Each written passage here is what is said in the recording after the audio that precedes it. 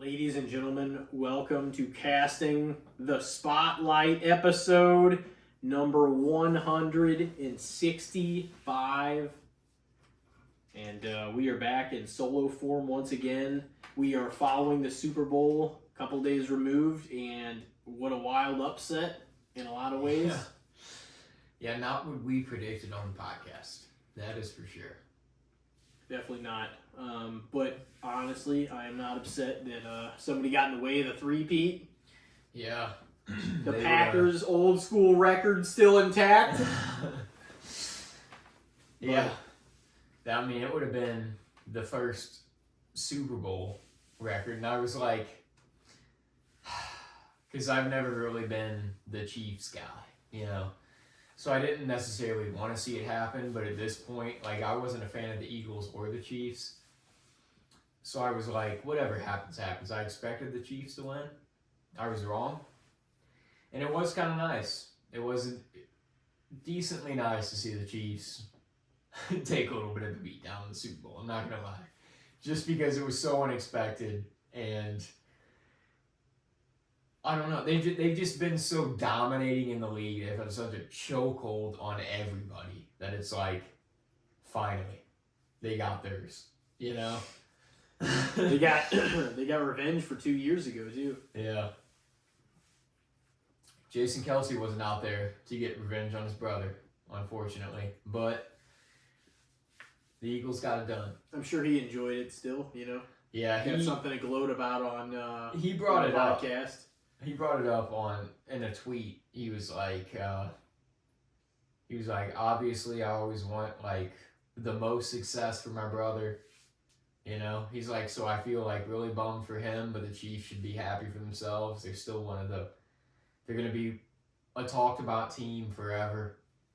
Like just this generation of the Chiefs, like they've made themselves a dynasty. You know, they've been to the Super Bowl a handful of times, but he was like, and the Eagles too, like, because the Eagles were his home. He's like, they were like family to me. Like they made me who I was, and a lot of those guys are like brothers to me now, and like, so I'm happy for them. It was just a lot of mixed emotions. I'm sure that was hard. He even said that. He's like, I know what my mom and dad went through a couple of years ago. Because he felt that it was like his football family and then like his brother, you know? Yeah.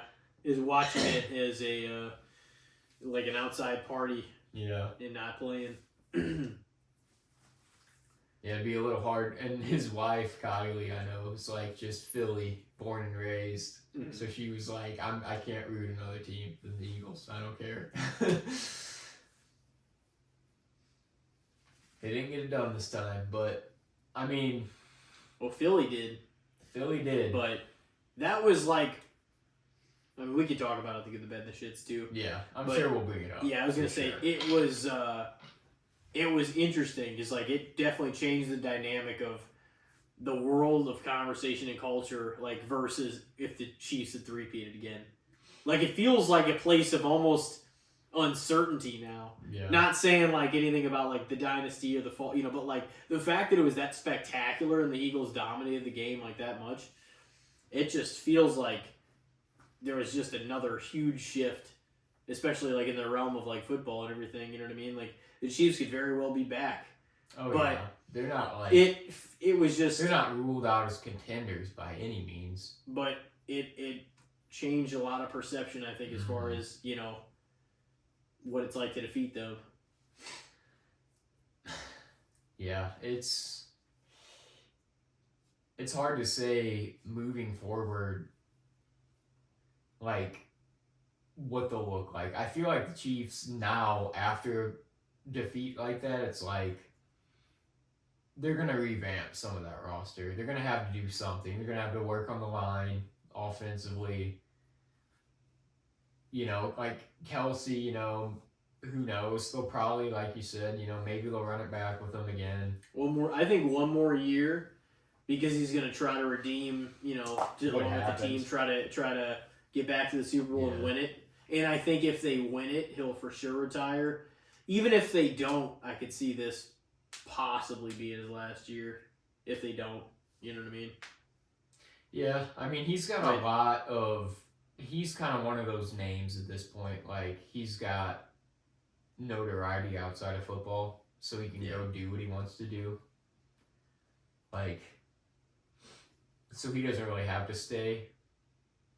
He wants to because he's a football player and he wants to try to win another one, I'm sure. But, yeah, they'll probably keep him for another year.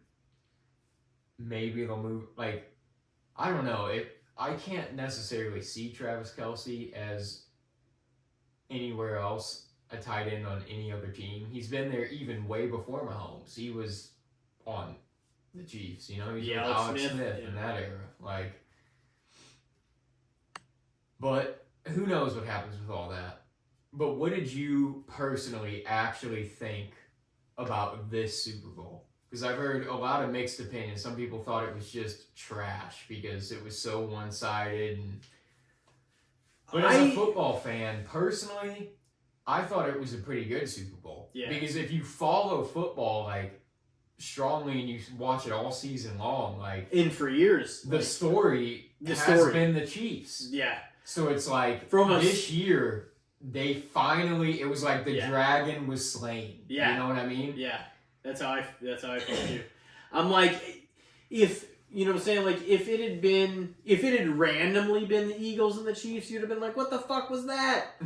But like the fact that they were on the mountaintop and like, not to say that they're like gonna be, you know, down for long or down at all, but the fact that this time around, like they were slain, it just makes it feel like, holy shit, like the Eagles came in and and not just put a stop to the three-peat. I mean, they fucking dismantled and dominated the Chiefs. Yeah. You know what I mean? Like, that game, regardless of the score, was not close at all.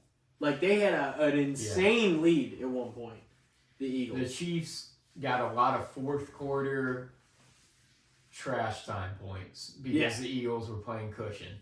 Yeah. You know? Well, you don't have to play as hard either once, I mean, you know, you got to play. They were just trying to eat up clock. Yeah. That's all they were doing. They were just trying to get the ball back. That's a classic story of football. Whether they scored or not. If you're up by a few scores and it comes to the fourth quarter, you just try to cushion. Yeah. You know, you just want to eat up clock and kill the game and win. I honestly thought, because from a storytelling perspective, for sure, like it was like an awesome just taking of the crown, at least this year. Mm-hmm. And like in the midst, and now the three-peat is interrupted. There's no three-peat. Still nobody's won 3 in a row. And at least in the Super Bowl era. And, you know, it shakes in the fact that really he was blown out by Tom on the Buccaneers versus the Chiefs game. We remembered it as an awesome game because the Chiefs had won like the year before, but then like Tom faced like the GOAT of basically all time versus the GOAT of today. And then they just came in and assembled this team and dominated them. And Tom's first year off the Patriots, he proved that he was a great fucking quarterback and not just... You should have known that from the Atlanta game anyway. You know what I mean? Yeah. Let's be fair now. Jesus Christ. That was a crazy Nobody can do that shit except him. Yeah.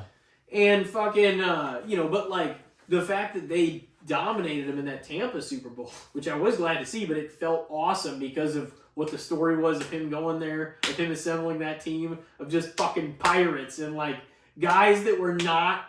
They were kind of like, oh man, they were regarding Gronk's too broken down. Antonio Brown, at least his first year, he's too much trouble, which he turned out to be, which everyone knew. But then you had like Leonard Fournette and fucking Godwin and Evans, who were the heart and soul of the Buccaneers the last half decade, more than that, probably even. And they're the heart and soul. And then like you get Tom Brady and you get like Fournette, you got AB in his last at least pretty damn good year. And then you know, you get Gronk back for one more go-around. Fuck, I guess I'll do it. You know, and it was so cool. And then this year, stopping the three-peat, like this Eagles just fucking team that is just absolute demolition, like offensively and defensively, really, after that game. Yeah. Like, that was crazy. Like, some people are saying, like, maybe the Bills or somebody else would have been able to match up with them better. I don't know if anybody would have beat that Eagles team. The way they played that game. I don't think anybody would have beat them. especially defensively, they were sound. Yeah. They had it figured out. They Oh, yeah. knew exactly the kind of game they wanted to play, and it felt like from the first quarter, it's like, oh, they got their number, bro. And like I didn't feel like it was over necessarily. Halftime, I already was feeling like maybe this is over. If the Chiefs don't come out quick and do something, if the Eagles go out another score, this shit's over. And the Eagles went out another score, and I was like, even if the Chiefs score, it's over. It's 31-0, bro. They're done. There's no possible way. No. It was looking fucking hopeless there for a while. Like, after that, they just laid a beating on the champs, man. Like, that was what it was like, just this undefeated until, like, this team came up. And, like, not just that, but, like, that... It's crazy that Jalen Hurts, I think it's fair to say, like, he played probably the best 2 games of his pro career in both Super Bowls against the Chiefs. Yeah. Like, do you remember how fucking much they stuck it to him 2 years ago? Yeah. Like, that was insane. And, like, barely lost. Barely. I mean, like, the last 30 seconds they lost. That was fucked. Just no more time. Game over. That's so Jalen shitty. Hurts said the screensaver on his phone since that Super Bowl happened has been him walking off the field with his head down, holding his helmet, and red and yellow confetti falling on his head. He's like, because he wants to remember that fucking moment. He wants to remember how that felt. Oh, yeah. Till he gets his redemption. So he can finally change his fucking screensaver. It was kind of like, especially if you're not much of a Chiefs fan or a Chiefs fan at all, because they're hurting right now, I guess. Yeah. But, Hey, man. they had Guess 2 what? fucking goddamn Super Bowls. You're the dynasty, bro. You've won the trophy. You've held it up over your head. You've seen it happen in recent years. Y'all can get fucked. Everybody else has had to go for so long. You can talk to any of these other franchises about their pain right now. Fuck y'all. You guys, You've been in like 5 of the last 6 Super Bowls. And Travis Kelce's hurt. Oh, Patrick Mahomes is hurt. They've experienced what it's felt like to win. I don't want to fucking hear it. Yeah. They know that feeling. There's so many players who have went their whole career and never got to feel that shit. Jalen Hurts, like, I'm glad that and that's the thing too, especially from a storytelling and like what the fuck they accomplished, like, perspective. Like, the fact that he came back and won, and it was like that dominant over like the 2-time defending Super Bowl champion, like in the last 2 years, and really 3-time all time, going into this Super Bowl. Yeah. And the fact that they just took an ass whooping that was insane. And like, even if that was a blowout, it felt like that's what I thought too. I'm like, I'm not saying it's the best Super Bowl I've ever seen. I'm sure you aren't either. Yeah. But like at the same time, I'm like, that was cool to witness because of like what became like, yeah, because of like what the hell that meant to like to them, to the Eagles, how hard they worked. There was rumors about like just the Chiefs going out to eat and like taking it easy and just relaxing, just not taking it. It's like the Eagles, man. Whenever you're out eating at some fancy restaurant, whoever might have been or whatever was going on, it's like the Eagles ready to fucking kill somebody in this game. Like they were ready for a fight. Also, yeah, just the redemption. Like they took a loss. Oh yeah. To this Chiefs team 2 years ago. Yeah. And the Chiefs are the dynasty.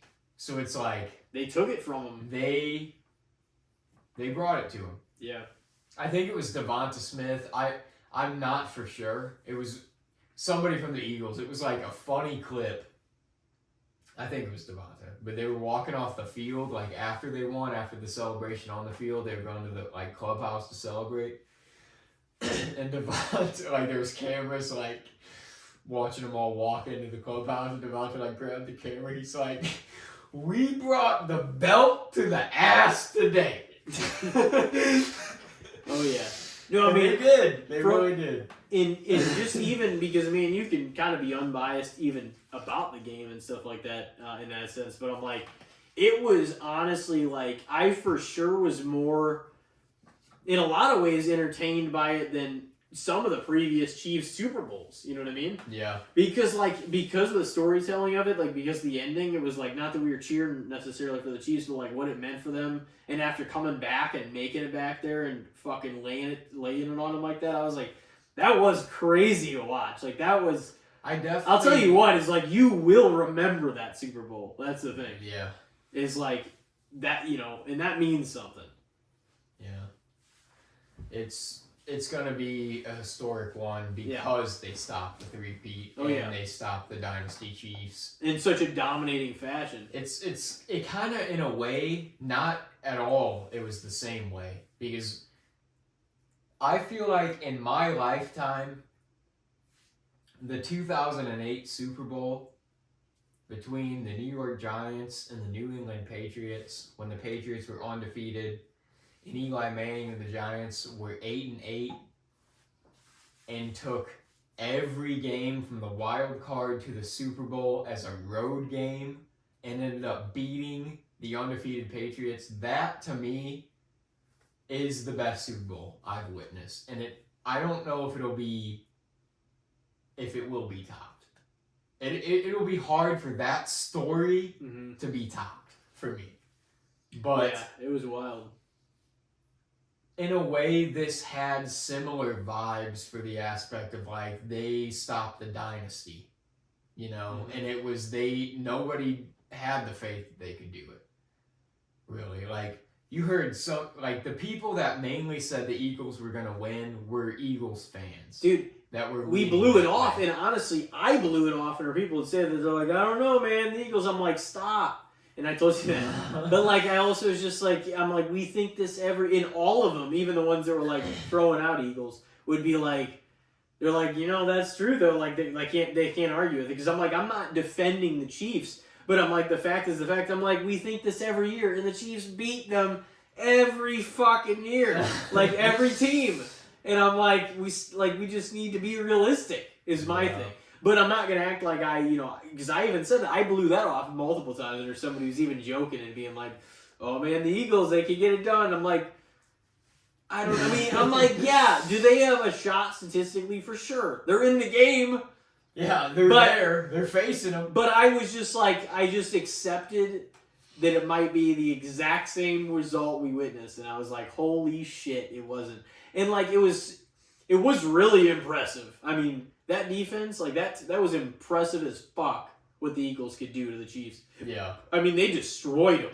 There was a point in time in that game, I'll admit, I did have, because I don't, dude, I'm like, I'm a Cowboys fan. Like, I can't ever cheer for the Eagles. So it's like, but I don't like the Chiefs. And because where we're at and the Chiefs fandom around here, I'm like, bro, stop.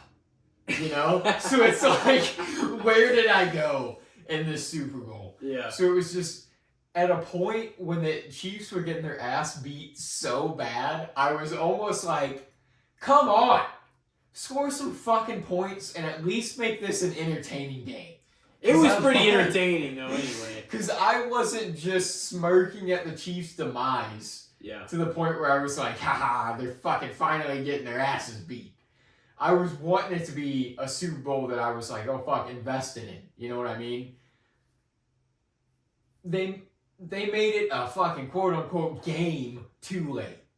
It was over by the time they started. Everyone knew that they were going to run out of clock before they actually had the chance to do something consequential. Yeah.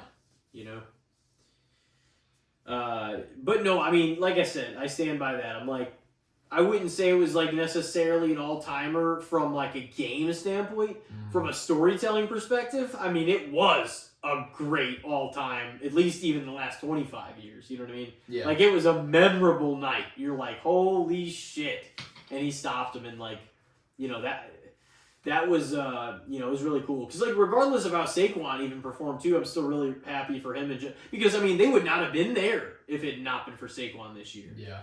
So I'm like, regardless of even if he didn't, they put every That's stop the thing, to him though. possible. The Chiefs planned so much for Saquon Yeah.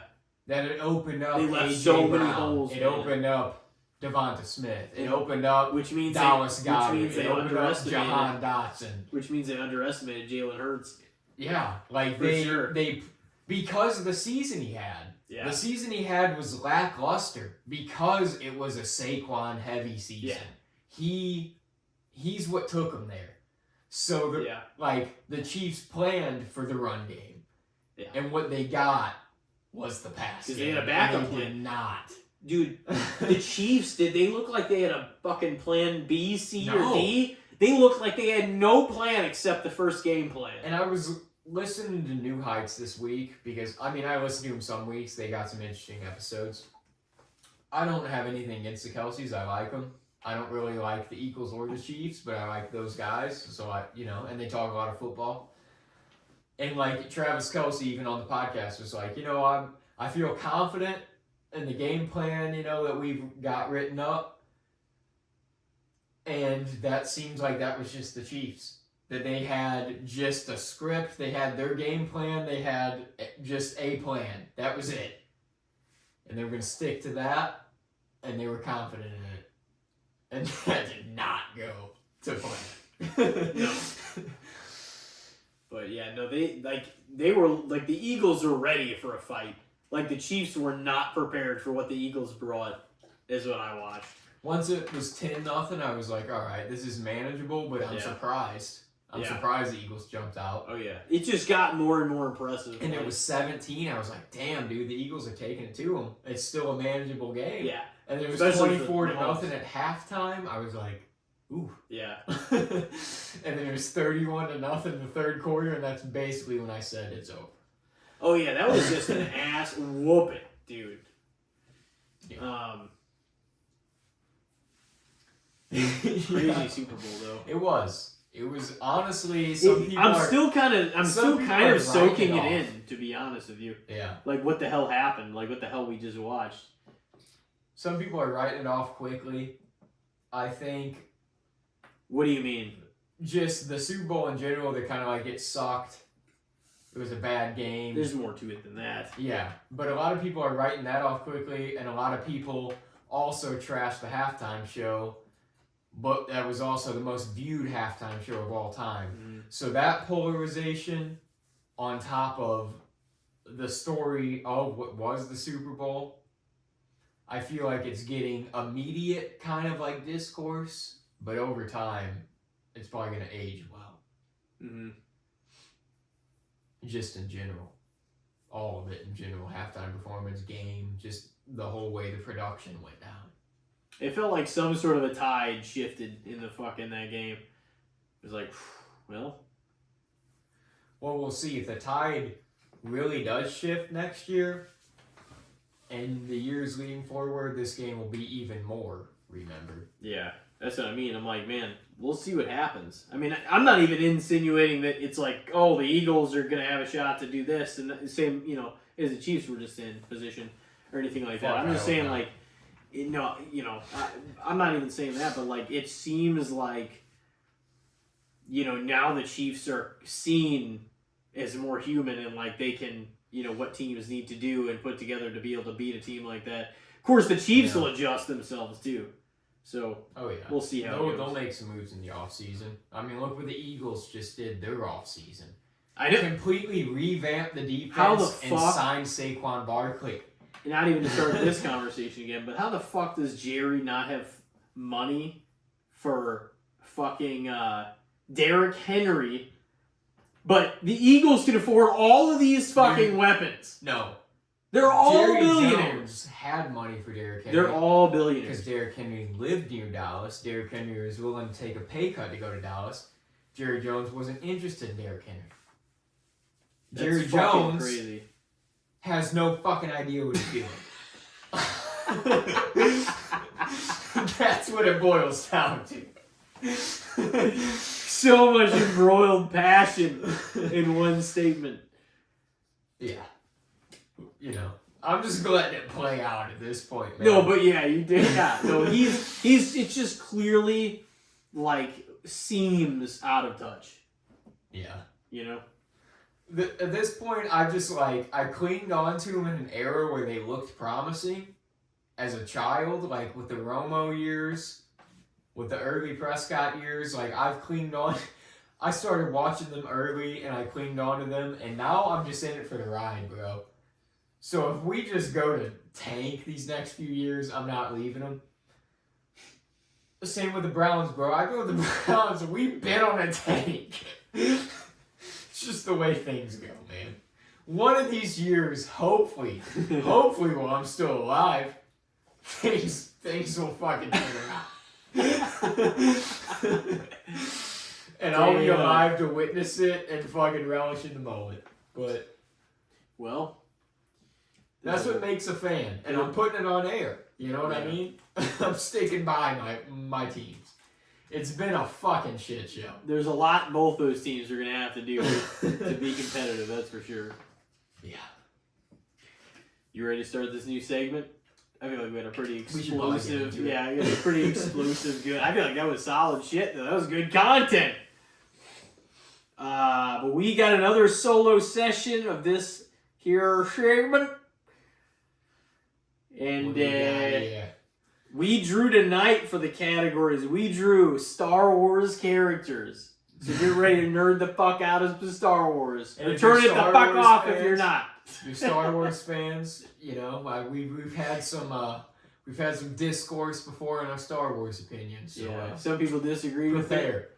But, you know, even we don't agree, like, definitely verbatim with, like, our ranking of the movies, you know. Yeah. But I feel like our characters. I feel like but I feel like our takes in the movies are pretty similar. I don't think they're like too far off. You know what I mean? We both know the one 9 was fucking far off. Yeah. But we both would probably one of the number one differences we have is like how high I would rank episode 1. And I have no problem with episode 1. Episode 1's great. But you put episode 1 like top 3.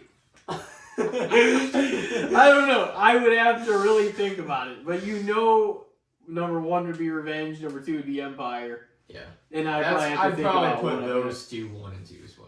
But, you know, I don't know. I'd have to. Even when we did the films, we didn't have a definitive ranking for the other person's thing. You could try to organize it based on the way we talked about them. Yeah. But like even then, it still can be conflicting in ways because it's also hard to like if you put Solo and Rogue One into it. Mm-hmm. It's also hard to like, you know, intertwine those kind of with everything. Yeah, just I mean they'd fall far behind a lot of the episodes, you know, obviously, but.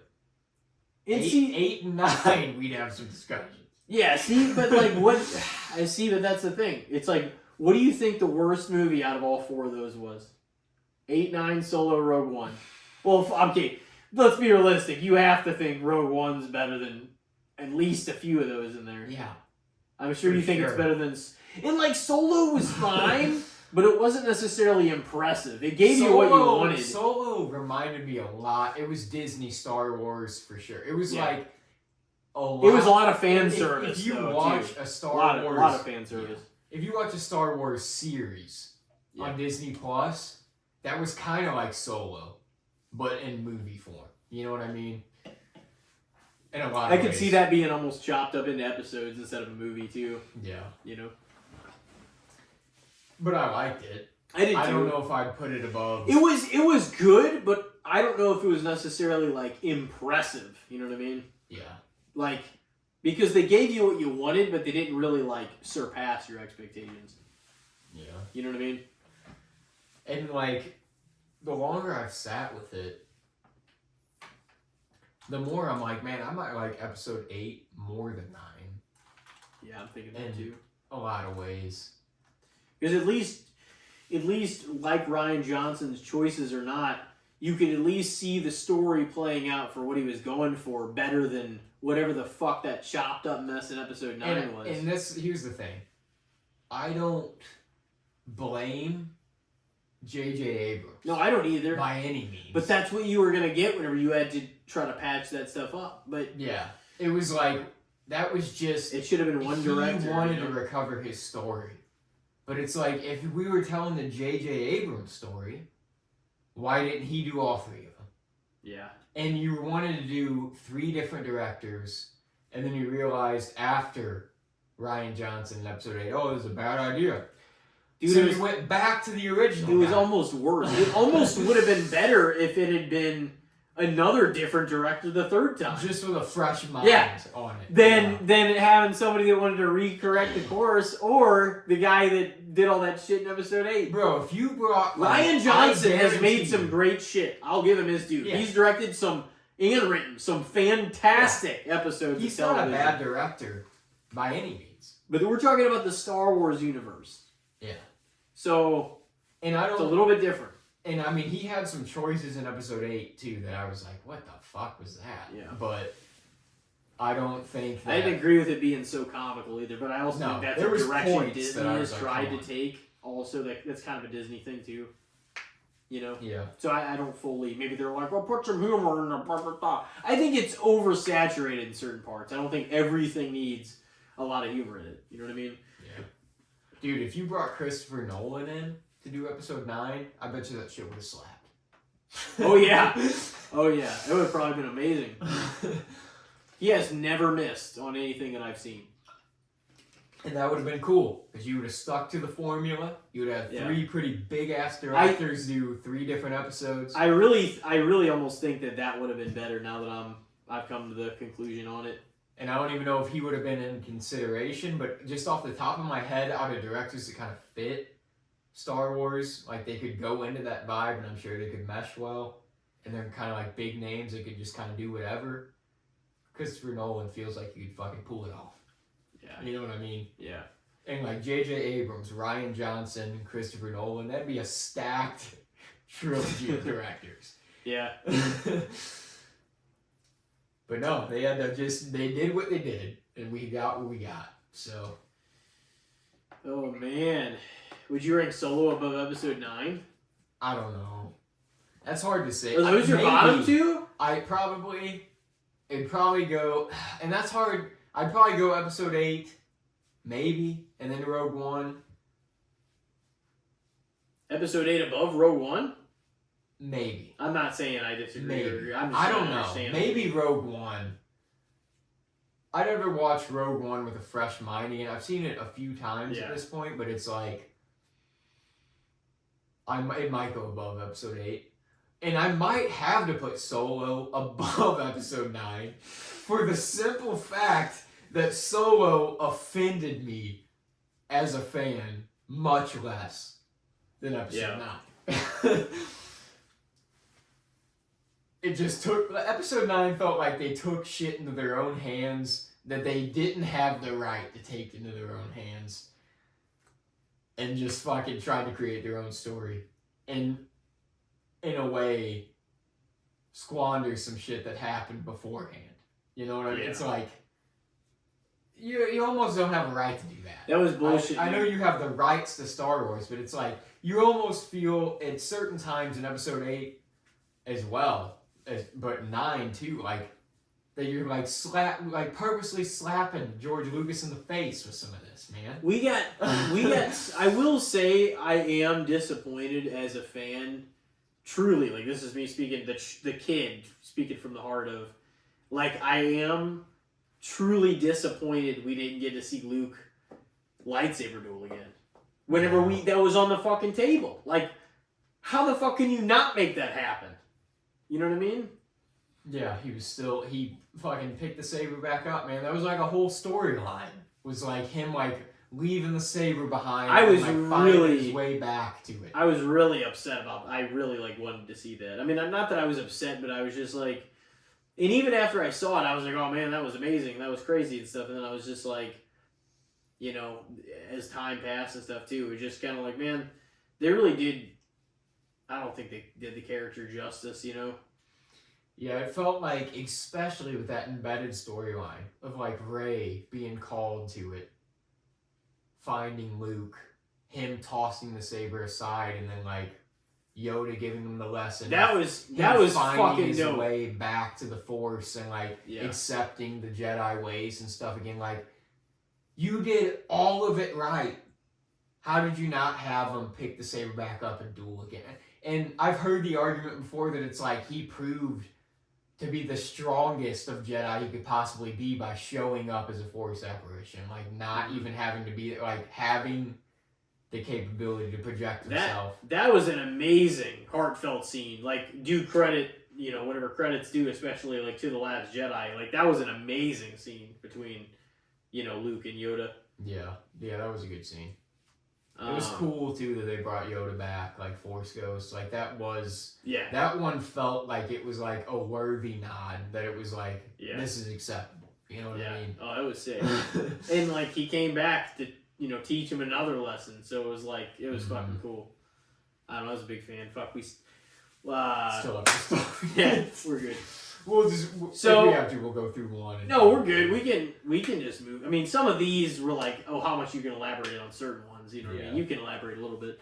But we drew the Star Wars characters, meanwhile, in this segment here. So we're going to compare one main thing to everything else. And we have no idea what the other picked for any of it. So your main guy. It's a guy. Is going to be an old fucking favorite of yours. Is he? I don't know if he is. An old nasty fucker. Oh no. Jabba the Hutt. You said an old nasty fucker. I'm like, oh no. Alright. So we're gonna see how much you love Jabba. I know you're a big fan of him. I wouldn't say you know? that. So the first one. I'm just like ready to move on. Jabba the Hutt. Elijah, big fan. There's a lot of Jabba merch. Where the fuck did you find? Like, he's got a lot of every Star Wars character's got some merch, pretty much. Yeah, but I seen like a Jabba figure, but it's like way overpriced. Dude, there's a Jabba like ornament that is fucking pretty sick looking though, honestly. I mean, yeah, I can see that. Like Christmas ornament. Okay, we got Jabba the Hutt versus Count Dooku. Count Dooku. Yeah, Count Dooku was the same thing. He was pretty dope, bro. And it was the fact that it was what was it, Christopher Lee, man. Yeah. Dude. Saruman. Yeah. I was about to say Christopher Lee. A legitimate veteran in the British Royal Air Force. He's lived a crazy life. In World War II. He was, in the Air Force in World War II as a bomber. He was a spy. Yeah. He was a theater actor. He got trained in the theater. Yep, Sir Christopher Lee. He was like, he was he played in an orchestra, a symphony orchestra. He played the piano for a number of years. He was knighted. Yep. He spoke 4 languages, and he was a renowned actor. He was Dracula, Saruman, Count Dooku. Crazy life. Yeah. Those are some big ass fucking franchises too. Yeah. Good God. He was in Sleepy Hollow too. Like literally, to live Christopher Lee's life is to live like 6 lifetimes. Yeah. Just the amount of shit. The amount of stuff they did in their lifetime. Him only next to like Arnold Schwarzenegger, like did they do like so many different chapters of such a life. Yeah. It was like insane. And Christopher Lee in ways maybe even probably more chapters, like, you know.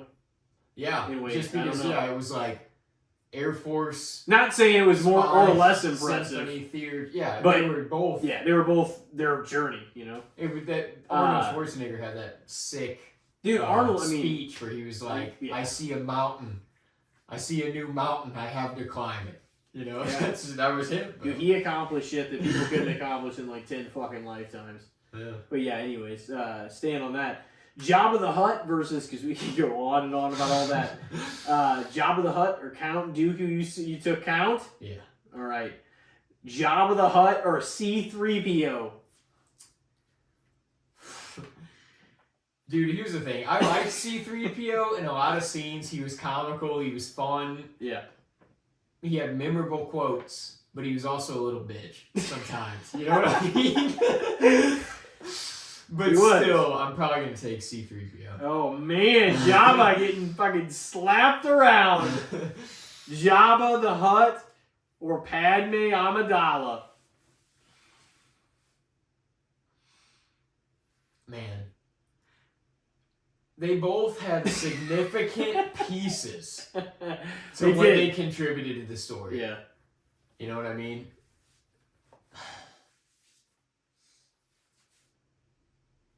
I don't know. I'm gonna say Jabba, bro. I feel Over like Padme? He's gonna pick a sloppy ass fucking mess over this beautiful fucking. I'm not saying woman. nothing against Natalie Portman. She's a beautiful woman. That's nothing against her.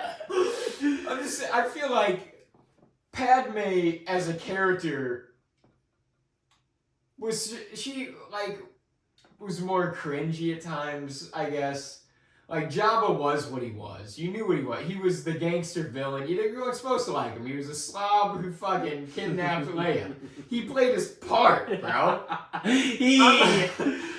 Like the guy that signed up as the big blob. But Padme and Anakin, some of that's like she just like her storyline with Anakin, just like some of their relationship. That was literally all of her storyline, basically. Mm-hmm. And then like she was an accomplished senator. She was, but you know, fucking it didn't matter. She collapsed under fucking Palpatine. So what the fuck does that matter? Wait, what? She collapsed? Yeah, like it's not like it mattered anyways. Her government fucking fell because he took the fuck over. Oh yeah.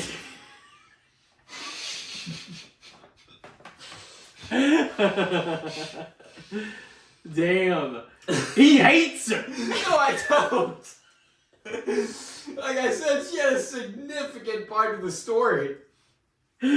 Her character just in the movies was like, I mean, I liked her honestly. Yeah, she was significant.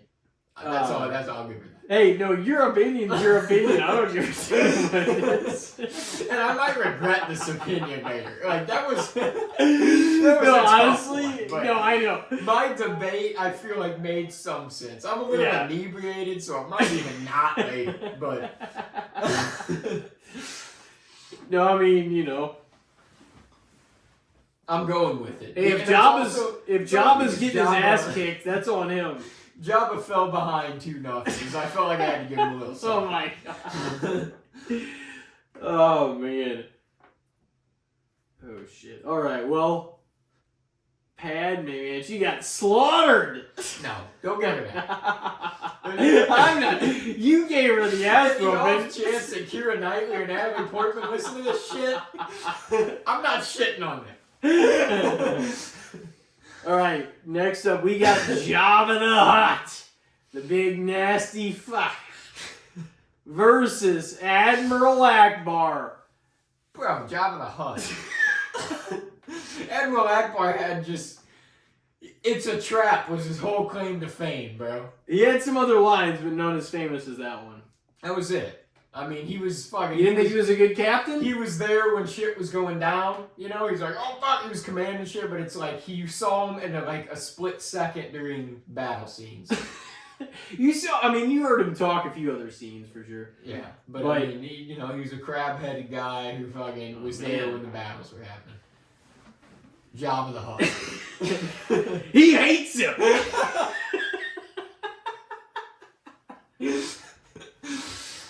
I mean, I don't know if I feel that. I'm not trying to offend any fish people. I don't know if I feel that strongly one way or another about Admiral Akbar to even have hate. Yeah, no. Oh man, I just thought it was funny because the first time. Jabba the Hutt or Mace Windu? Oh, Mace Windu slapping the fuck out of Jabba the Hutt. Dude, Mace Windu's hard as a motherfucker, dude. Yeah. Mace Windu, the purple dude, he lightsaber. outdueled the fucking Emperor. He outdueled anyone. That's why he had the purple lightsaber. He was the strongest with the saber. Nobody ever had outdueled the Emperor before. Yeah. And he outdueled him in lightsaber combat. He was the man. Mace Windu, hard motherfucker. Hey, if the bottom of his lightsaber it says bad motherfucker. In case you ever want to look. So we got, what do we got? 3-2 over the Hutt. You went Mace, C-3PO, and Count Dooku? Also, I worked at Pizza Hut for a long time. I gotta stand up for Jabba the Hutt a little bit, you know. Well, next up we got Jabba the Hutt. They used to call Jabba Chamberlain the pitcher. I forget where he started. Jabba the Heat, the starting pitcher. That's dope. Yeah, they gave him that nickname for a while. Just an FYI. Some sports nicknames are like, man, that it would be so sick to get that. It's nickname. perfect to be that, dude. Like to be, Jabba the Heat. So next up we got Jabba the Hutt or Jar Jar Binks. Jabba the Hutt. Oh man, you're not gonna go with the Binks? Bro. He's fucking this list all up, coach. That's how I know. Freaking Binks. He was there, you know? What the fuck did Binks really contribute? Dude, well, he was fucked over the Republic by giving the Emperor emergency powers. Unless he was the Dark Lord all along. Yeah. You know? That's emergency powers! Fuck Binks. He got a lot of Jedi slaying. When Alex was on the podcast and I shit on Binks, and he's like, what? You're like, I hope somebody texts him in the fucking face. And he's just like, and you're like, he likes him a lot. He couldn't even fathom how you could disrespect him so much. He's a big Binks guy, you know? He's got his fans. They're usually people that were like, 4, 5, or 6 when that movie came out, but...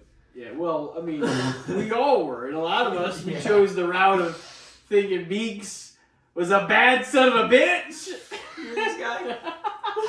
He's standing up for Binks. Dude, I don't know, man. Binks versus Jabba? I don't know. Dude, the big-ass slug wins. I think, yeah, alright, you've got Jabba the Hutt or Grand Moff Tarkin. Dude, he didn't have significant scenes, but like when Grand Moff Tarkin was shown, he was just like... menacing. He was Dracula too. Like, evil. Yeah. You know, like he had there was no redeeming qualities of him. He was just claim, take over, rule. Yeah. The Empire. You know, like he would be the Emperor's #1 guy. Yeah. You know? For that alone, I think I gotta go with Moff, man. Over the Hutt? Yeah. Yeah. This bickering is pointless. Vader. If you just he was cold, man. He was. He was also in a little bit of the Clone Wars and some of Rebels maybe too. They brought him back too. And they brought him back for Rogue One for a little bit. That was cool. I thought the CGI was really good. Some people were like, oh, I hated it. Yeah. But and I wasn't even trying to hate, some people are just against bringing people back from the dead for roles, which I can, I guess, respect. But at the same time, I feel like some of these actors and actresses and stuff, depending on the role and the significance, they would probably sign off on it. You know, if it was their likeness and they're using lines they recorded. You know what I mean? It's still them. It's their voice. Yeah. So. You hear me though? He was in a Dracula fucking. Yeah. Tarkin was one of the old. Yeah, it makes a lot of sense just looking at him. I think it was probably if that was in the 70s, I'm sure he was in the 50s or 60s. It's probably, no, I think whenever Hammer took over. But that face shape too, that was really almost like, it's like slanted. Willem Dafoe in a way, but it looks so, that bone structure was that's a villain, man. Yeah. For sure. So next up, we got Jabba the Hutt or Greedo. Jabba the Hutt. Yeah. You definitely got more on-screen time. Yeah, Greedo was significant just for Han's part of the story in that scene of Star Wars. But Jabba the Hutt meant a lot more to the overall story. So I just had to go Jabba the Hutt. Are you at 4-4 right now? I think so. Yeah. Jabba the Hutt or Jango Fett? Jango Fett. Jango Fett was dope, bro. I thought, honestly, dude, both the Fetts were fucking sick. And I'm glad we got the Book of Boba Fett, so we got more Boba. But even before, I was like, Boba's cool. I'm just like, I wish we had more Boba. A lot of Boba Fett fans fucking bitched hard about the Book of Boba Fett. I know. I think it's kind of shit, too, that it was a lot of... I didn't hate it, honestly. I thought it was fine. But it was neat to see, like, that scene of, like, Boba taking Jabba's throne and, like, sitting down, and, like, that was so sick. I'm like, that made the character even more dope. But the Fetts, dude, I always thought the Fetts were cool, because they were kind of evil, but, like, they didn't really align with anyone, because they were just bounty hunters. They went by their own rule, and they did their own shit. Like, Cad Bane was fucking sick. Just, like, anybody that was kind of, like, a rogue outlaw in the story, in the series, was, like, sick to me. Because it was, like, they were their own shit. Like, they would work on contracts. Sometimes they'd work they had with no, like, skin in the game. Yeah. You know what I mean? They were just, they just wanted money. Yeah. The and bounty. I kind of thought that was cool. Yeah. It is. It's cool that exists, even in, like, this world, you know? Yeah. Because it also made for kind of the anti-hero. That's what kind of turned Han. Like, he didn't really give a fuck about being the good guy, but eventually he did. Yeah. You know what I mean? So you've got Jabba the Hutt over a lot of these guys. Well, over 4 of them. I think it's 5 to 4. Yeah. Star Wars, alright. Star Wars characters. Jabba the Hutt and his final opponent, General Grievous. Dude, when it comes to, like, menacing, like, oh, fuck, you gotta stand up to this, like, droids? Bro, there's nobody to top Grievous. He was, like, the epitome of, like, this is the hard-ass kind of, like, battle droid, you know? Yeah, yeah.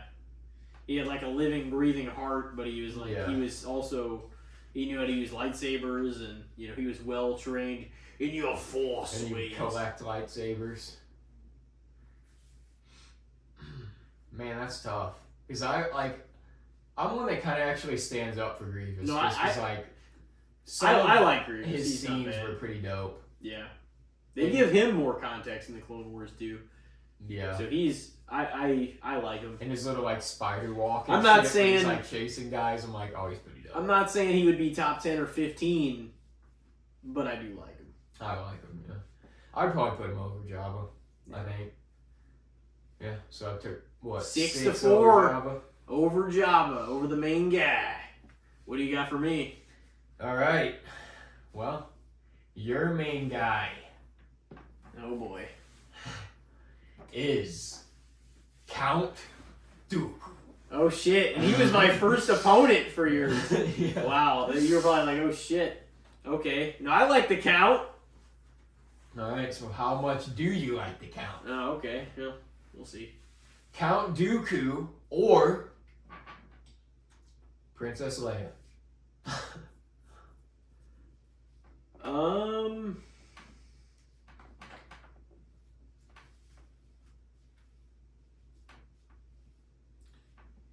I'd probably have to say Leia. Yeah, I think Leia's dope. Yeah, over the Count at least. I'm not saying she would be over all the Sith Lords perhaps, but I definitely think she would be over the Count. Like, she's one of the legendary legacy characters, you know? And a main one at that, so I would probably have to say Leia for sure. Alright. So Leia over Dooku. Count Dooku or... This is kind of interesting how my list is lined up now when I'm looking at it. Count Dooku or Jar Jar Binks. No, dude, I don't hate Binks, man. People have honestly given him just an undeserving amount of hate. Like, people threaten that dude's life and everything in real life and shit. What, the voice actor? Yeah. That's crazy. It's fucking, yeah, they're like, ah! And, you know, he's just like, ah! He's not trying to fuck with you. Just voicing a character. Fuck you, I'm gonna kill you. But, people are fucking nuts, man. No, yeah, and also like Jake Lloyd, like people came after like those two actors and after some of that shit. Star Wars fans are fucking wild. But honestly, like, I don't think by any means Binks ruined episode 1. I don't think by any means he ruined Star Wars. I don't think by any means, like, he was that detrimental to, like, ruining anything. Yeah. You know what I mean? He's just like a goofy little side character. Yeah, and there's been some and a lot of things that have annoyed me, I'm sure, far more than he ever did, is what I would say. But in this here circumstance, I'm going to have to take the count over him for sure. All right, so 1-1 for the count. So Count Dooku or Boba Fett. The count. Oh, wow. You're like, the disrespect on that. You took way longer on Jar Jar Binks than you took Fett. I had something to say as far as fucking Jar Jar Binks goes, though. Like, not that I don't for Fett, but for the longest time we thought he got eaten by a vagina in the sand with fucking teeth. Man. That's what we thought was enough to kill the savage. He was still Boba Fett. The galaxy's fucking most feared goddamn bounty hunter. Pit.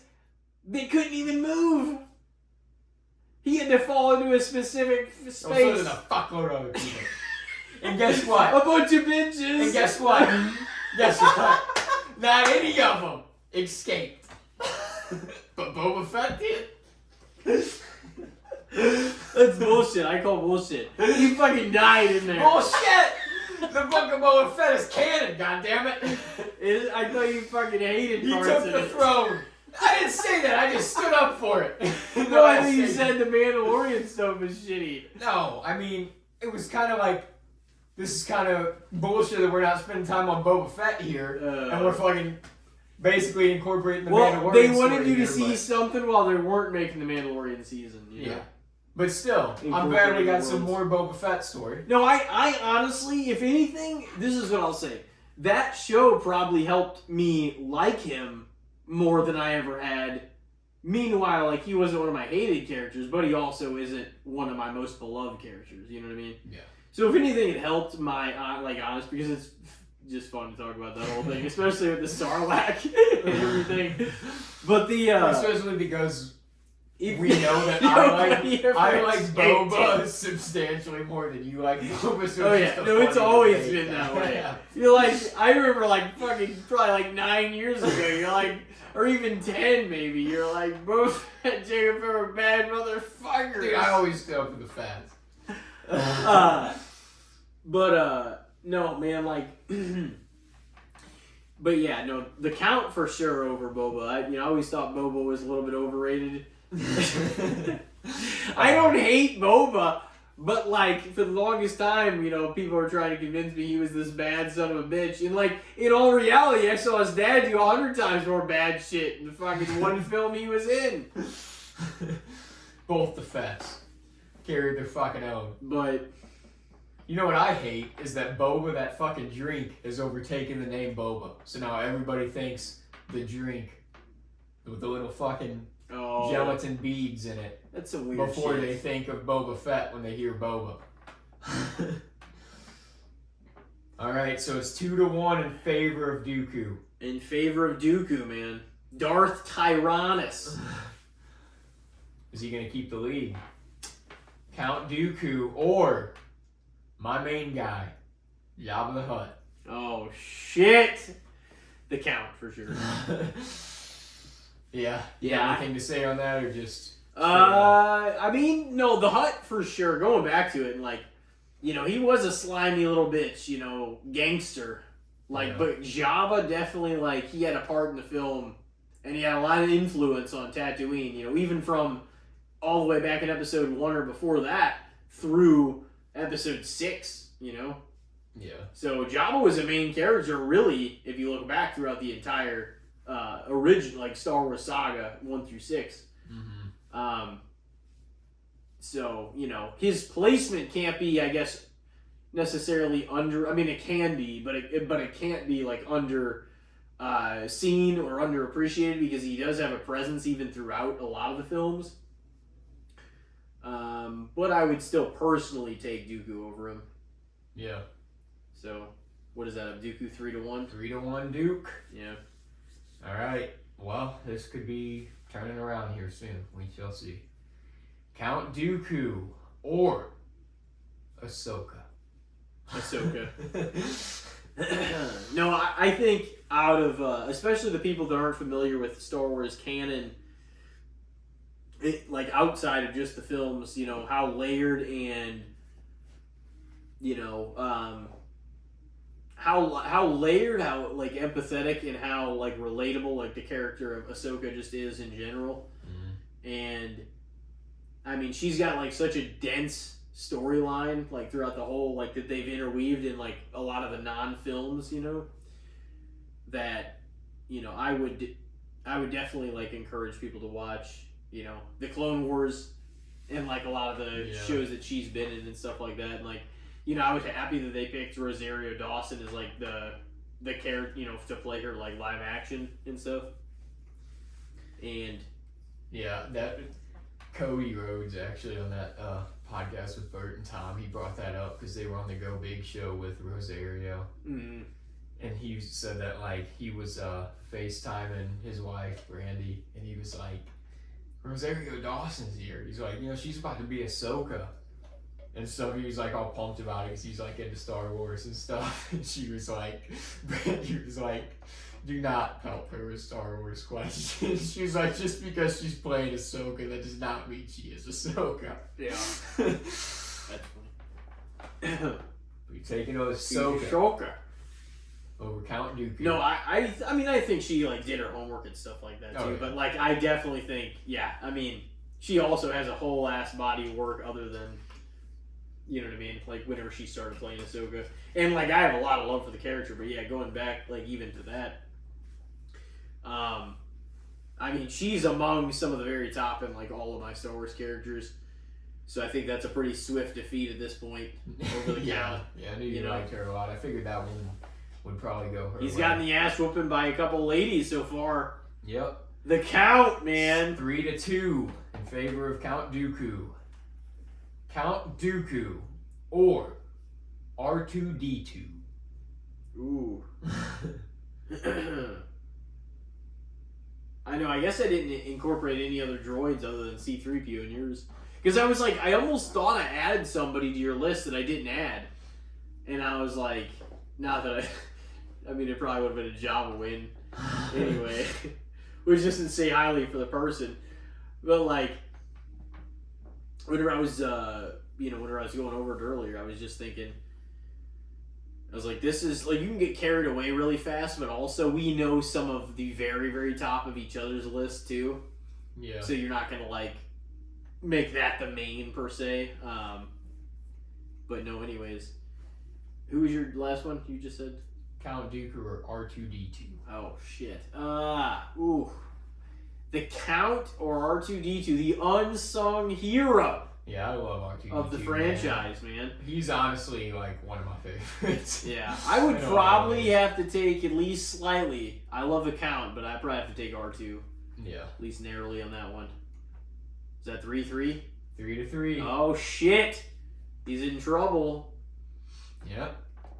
Getting into it now. And now he's going to have to face some opponents. Oh, yeah? Count Dooku or The Mandalorian.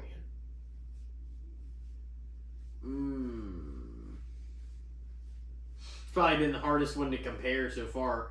Not necessarily because they're close in liking, but it's just definitely two different worlds in the story of Star Wars. You know what I mean? Like, as a series, I will say I love The Mandalorian. Like as a TV series, it's a great series and far and away probably my favorite Star Wars TV series that Disney Plus has came out with.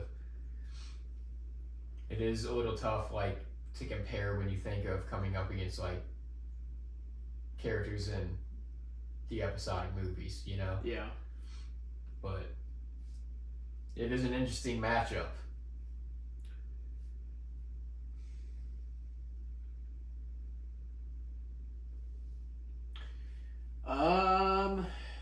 Damn. Yeah, that is a tough one for sure. Because I'm thinking about like some of the prequel stuff of the Count too, like even before we saw him in episode 2. You know, like they did with that that Tales of the Jedi series. They show like where he was and what he was doing after Qui-Gon got killed, episode 1 in Tales of the Jedi, and then they show like, you know, Yaddle in a part of it where they count like the Count's younger and stuff. You know, so there's still a lot of stuff. I don't know. That is a tough one for sure. Definitely the toughest one so far. Because like I really like The Mandalorian too. You know what I mean? Yeah. And I really, really do enjoy that show. So they're coming out with a movie apparently at some point. It's probably gonna be badass. Mm-hmm.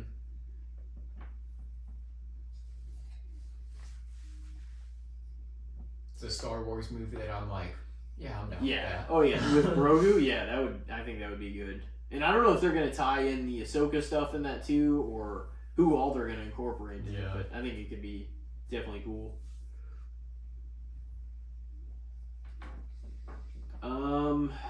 Fuck, man, that's not easy.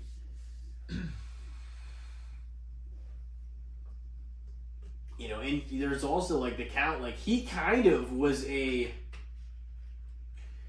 how can I put this? Like his fate was a result of like just this Emperor's manipulation. Like remember, like it's kind of sad in his fault, yeah, because he's just like, dude, like abide by the story, like what we're intending to do here, and like have Anakin. So he was a necessary loss. And it was just kind of like, well, damn, like he did the Count, like he was ready. He was ready to drop him as soon as the moment was fucking right. It was like, damn, like after everything Dooku did for the Emperor too. Yeah. You know, and like it's Dooku's got a much more layered story than I think appears at surface value. You know what I mean? Yeah, he just looks like. And he used to be part of the Jedi, and then you know he fell into Sith, like, and then he was kind of nothing for a while, and then he became part of the Sith. But he was kind of like a separatist in a lot of ways, you know, at the beginning because he disagreed too much. Like, and then, a lot of the part of it. Yeah, the start of the separatists. And that's kind of who he aligned with, but also he was just kind of doing his own thing for a while. So, you know, I don't know. So the Count does have a little more of a dense storyline than it seems like, but you know, it's tough. I'm gonna say tonight I'm gonna take the Count, I think, over the Mandalorian. I don't know if that's definitive, you know, but that's the way I'm feeling right now. All right. Well, that's fair enough. That makes it what? I think that makes it 4-3. Yeah, 4-3 in favor of the Count. All right. So Count Dooku or Poe Dameron. Oh, the Count. I like Poe though. Honestly, but I don't know if he won me over to the point to where I'd take him over, you know, a Sith Lord with some like legendary lore and, you know, behind what he. It felt like he took, like, I did really like Poe too, right? Like the new characters, like obviously, like Kylo was my favorite out of the new characters, and then Rey, and then probably Poe. Maybe, honestly, maybe BB-8 and then Poe. But like, he felt like he took such a back seat in episode 8.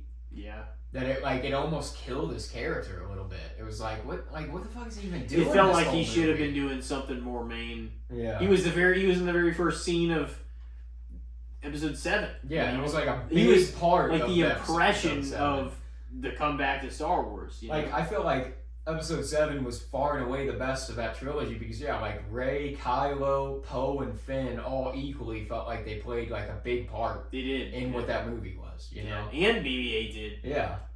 But yeah, I definitely agree with that. Overall, I'm gonna probably take the Count. All right. You know, because I've seen a little more of his stuff too. Because I mean, he was also in throughout the whole Clone Wars. Yeah. So yeah, I'm gonna go with that. All right, 5-3 in favor of the Count. He didn't come to fuck around, man. And he's like not necessarily one of my top either. Yeah. But I do like. He's a good character though. Yeah. Mm-hmm. And matching up because I was matching him up against people that like, obviously like Ahsoka and stuff. Like some of them I knew you liked a lot, but it was against people that I knew would be kind of tough matchups. You know, against them. Oh yeah. All right, Count Dooku or Padme?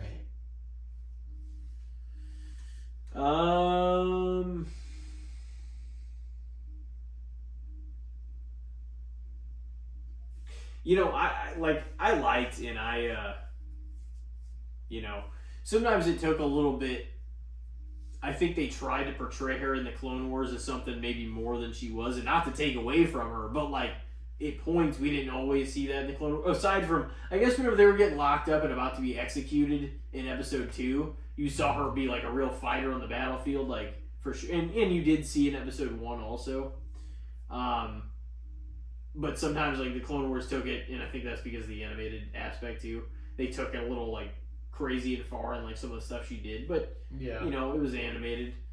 I mean, I do think she's like a pretty badass character in her own right, but some people don't like necessarily think of that. They think of like Rey and, you know, Leia as like the strong woman characters instead, but like there were times when Padme was in there in the fucking trenches with them, outright strong, because they were and Jedi, you know what I mean? Like, they had the Force wielding ability. well, for the longest time we didn't know that about Leia, obviously. Yeah. But yeah. Leia though, from the get-go, was always more like a brash smack talker. Yeah. You know what I mean? Like, she stood up to the whatever the fuck she wanted to stand up for. But you know, Anakin, as important of a role as he played, you know, he fell in love with her, with Padme, and like that transpired, and like they had obviously Leia and Luke, and you know, like without her, like there's a whole, you know, she obviously was an important factor in the story, no doubt about it, you know. It almost felt like, if you really think about it, like just with their attitudes and how they were and how they acted, that like Luke almost had more Padme in him, and Leia had more Anakin in her. Just with their behaviors and how they kind of act. Like, Leia was more like quick to get hot, you know? And she was more like confrontational and like forthright. And then Luke would try to like keep a level head when he could, you know? Yeah. No, that's probably accurate.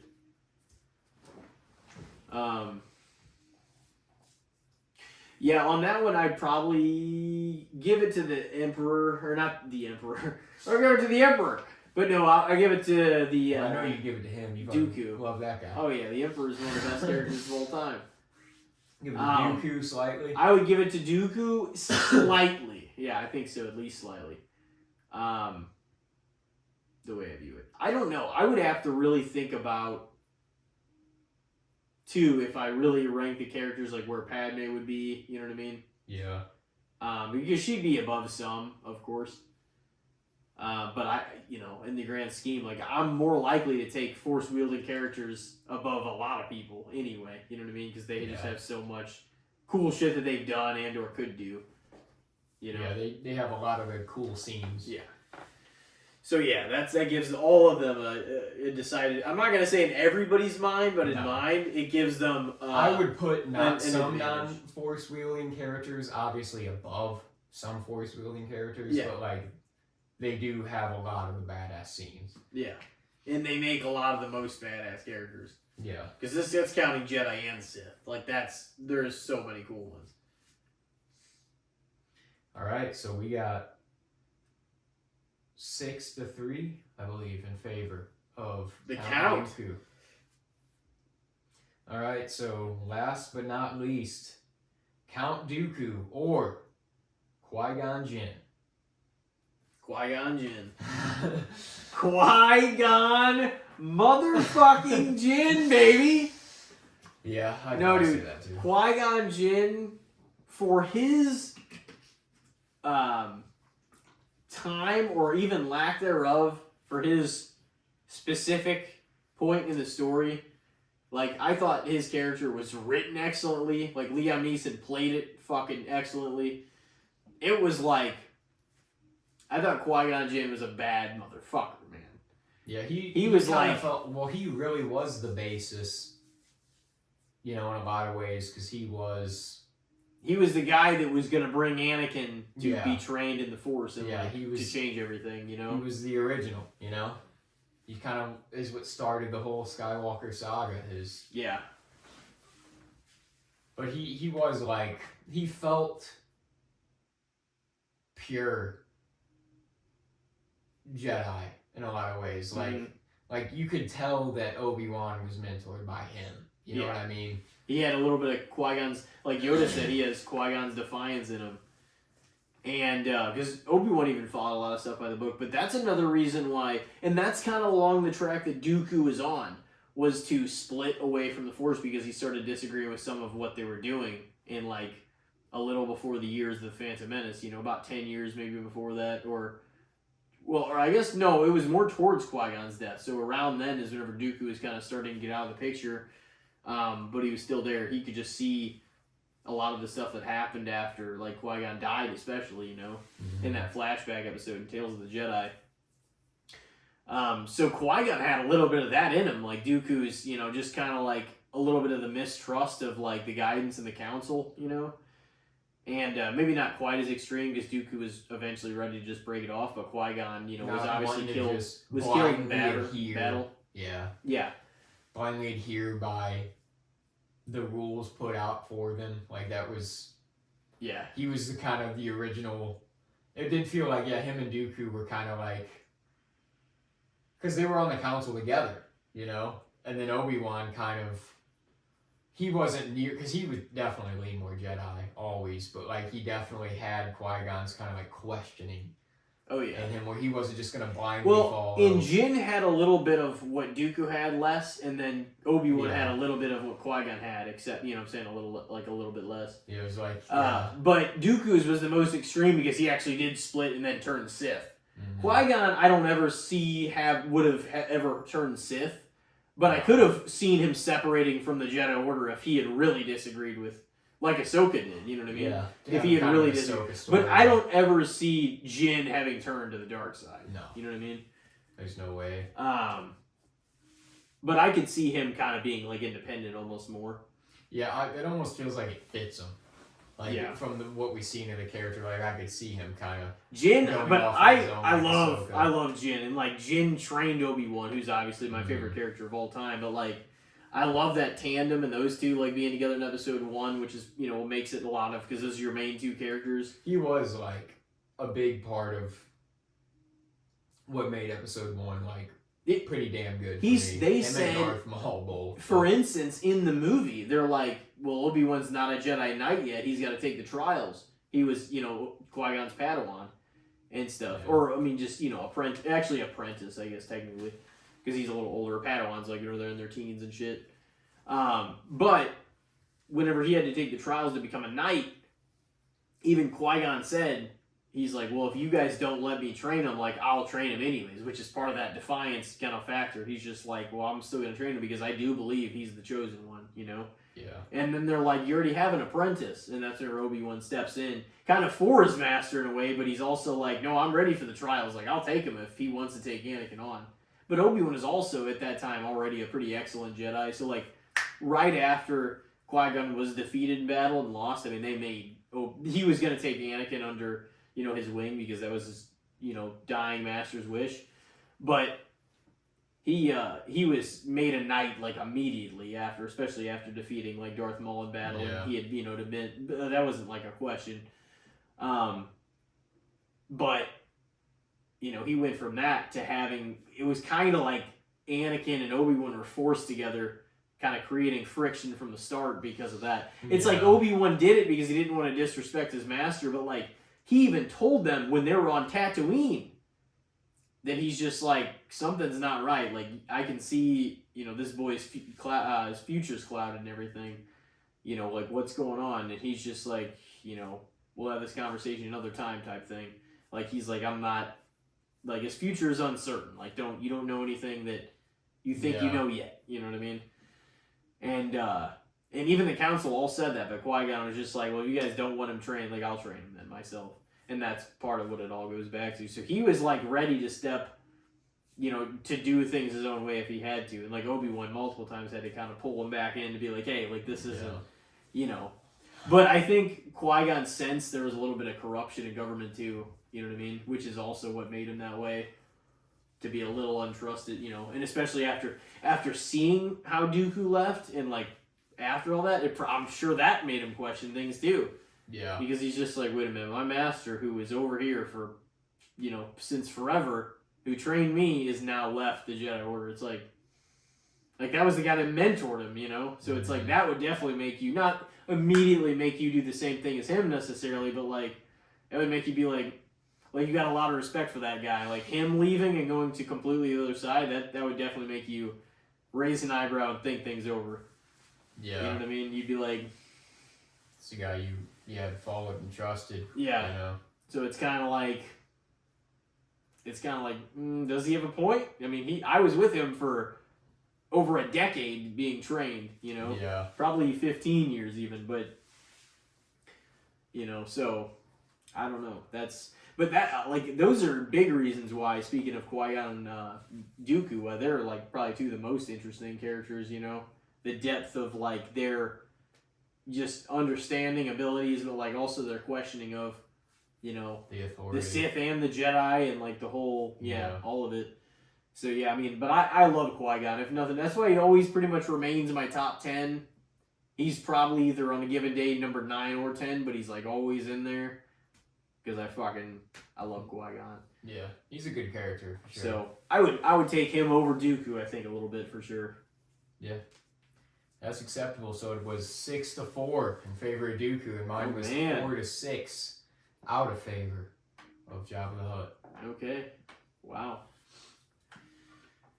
I guess we could call it a break. Be a good time. Alrighty. So, ladies and gentlemen, we will be right back with the good, the bad, and the shits. This is episode number 165. See you in a moment. Ladies and gentlemen, we are back with the good, the bad, and the shits. And it is episode 165. Speaking of which, I was going to say, we, obviously it's been a while since we've done the movie segment on here. Long time. Oh, yeah. Really. Definitely not this era of the pod. I know. Not to say they couldn't come back. Yeah, I've thought about like a few times. There's been a couple movies I've seen where I've been like, oh man, if we ever brought the segment back, I'd say you should watch this one. But we both did watch the other day.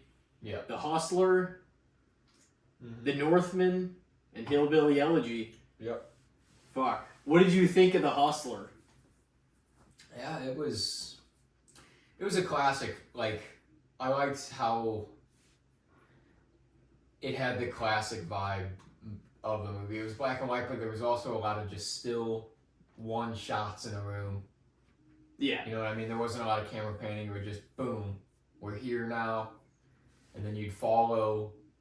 And it let everything people just play out. Yeah, there's just a lot of dialogue. It was like, there was a lot of, it was old school filmmaking, the way it played out, but I kind of like that vibe. I always kind of like watching old movies for that, because just the way the movies were made were like different. But it was a good story too.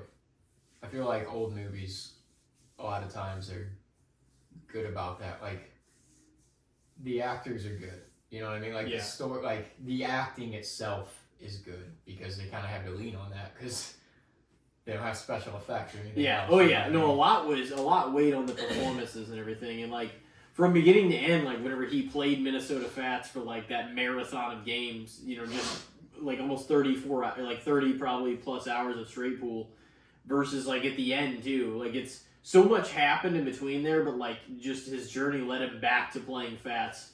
And he's just like, I got $3,000. It's my savings. It's my life bankroll. And I even think you like laughed. You're just like he's just ready right off the fucking bat whenever he came back to play him. But he was certain like that time. You know what I mean? He was cold eye, like dead focused on it, but he was like ready to take him on, because like after all the shit that he had been through in Louisville, and with Bert and Sarah and everything. He even said, he's just like, yeah, I sure got character now. I picked it up in a hotel room in Louisville, like alluding to like when that happened a few weeks prior, Yeah. And, that movie was definitely like a tragedy though. And then even whenever he accomplished that feat and beat Fats at the end, he wasn't even allowed to play anymore, because he couldn't exiled. He couldn't compromise who he was morally with agreeing to take Bert's deal. You know what I mean? Because of what had happened. Yeah, well, honestly, I agree with him. Because fuck Bert. I wouldn't. Yeah. Why would you? Why would you fucking fold to him after all that shit and give him half your money to just keep playing? Well, because the deal got sweeter once they came off the road because he felt guilty about what happened, but he's still like, no, I own a piece of you. Yeah. And that's why he's just like, And if I take it, she either. never lived, she never died. Yeah. He's like, and we both know that's not the truth. But it's like, it was kind of fucked up. I mean, I guess that was just the way it was, and that was just kind of the rules you had to adhere by, but it was kind of fucked up anyways, that he kind of himself, like, put up the money and... Yeah, it was with his winnings that he got. He came himself back to play, and then Bert was still like, give me half. It's like, no, fuck you. Yeah, it's bro. like, that was my money that I put up. But he figured because he was there, and that's why he was sweetening the deal, because he felt guilty. And he's just like, I thought on the road, he's like, or in Louisville, it was 75, and he's just like, well, here it's half. And it's just like, no. And then he's just like, you got any big matches lined up for me? And he's just like, we're going to make plenty of money from here on out. Like Bert was saying that. Whenever they're in the room full of people, or like after him and Fats round 2, you know? Yeah. And he's just like, is it going to be 50, or he's like 50-50? And he's just like, no, it could be 35, 40-45, percent, whatever. Like lowering it even more. And that's whenever he knew, and that's whenever Paul Newman like looked over, because he's like, he's lowering it to make it sweeter, to where he's just like, no, like we're at least gonna still do something. He wouldn't be doing that if his girlfriend had never died and killed herself in a hotel room. You know what I mean? Because partially it was his fault of him. Yeah. If not fully because of him. Yeah. Like, who knows? Well, I mean, she chose to do that, but it is. Yeah, but it's he's like obviously a huge reason why it happened. Yeah. You know. And that's whenever he said, and that's whenever he got, like, that's when he basically got him, and he was just like, oh, I could, we can cut that down a little bit and stuff, and, he's like, well, we really stuck the knife in her, and Bert's just like, oh, if it didn't happen here, it was gonna which he might have been right about that, if that kind of thing with her, like, if it didn't happen here, it might have been somewhere else that it happened, It's like I told you, I'm like, because you're like, what is their big issue with each other, overall, or, like, what is it, and I'm like, ultimately, the best way to put it is, like, they didn't agree with the other one being in the best interest of their mutual person. You know what I mean? Is basically what it amounted to. Yeah. Bert's because he was trying to make money with him, but also her because she actually cared about Eddie the person and not just him trying to make money and, like, destroy himself in whatever kind of life this was going to be if he constantly owed somebody. Mm-hmm. You know what I mean? Something. But it's just like, both of them definitely had a point, but it was kind of like, it should be his decision too, but like that was the whole, and then all that shit happened between them whenever he was trying to just experience the town and kind of live, for like being in town and shit like that, for gambling and playing pool and shit. And then all that stuff happens and it's just like, it was, I don't know, across the board, like all the actors, and then that creepy bastard though, here's your money, boy. That shit was weird. Well, because they were gonna beat the hell out of him. Oh yeah. Let's give this boy his money. Yeah, I guess so. I thought he was. It was he was doing something else behind that stained glass. Oh yeah. I was like, man, bro, what is happening back there? Yeah, they were breaking his thumbs. But yeah, that's what a lot of people think. They either think he's got something stuck up his ass, or either way, that's the case. Yeah, so but that's what a lot of people think. Like a pool stick, they were like doing something. I'm like, oh my god, like they're fucking like hurting. Oh yeah, that would humiliate the fuck out of them. Oh like, yeah. No, they did that because he had beaten Fats like that, and the word had spread, and like that he was trying to play Little League and take advantage of him because he was actually up here. Yeah. That's basically completely what it amounted to. Yeah. And everyone knows, okay, courteously, or I'm just out of courtesy, like, that's kind of fucked up. You know what I mean? Like, you just don't do that, especially like bet him money. What if you're like, a badass. If you're like leagues above and Yeah. you're playing that competition for money, Yeah. kind of thing. You know what I mean? Whenever you know you can beat the shit out of him. But that's kind of like the way it's viewed, and that's why he got basically thrown out. Got his thumbs broken. But yeah, he, I don't know. Well, whenever we do watch The Color of Money, though, it's fucking, I mean, that's a Scorsese movie, man.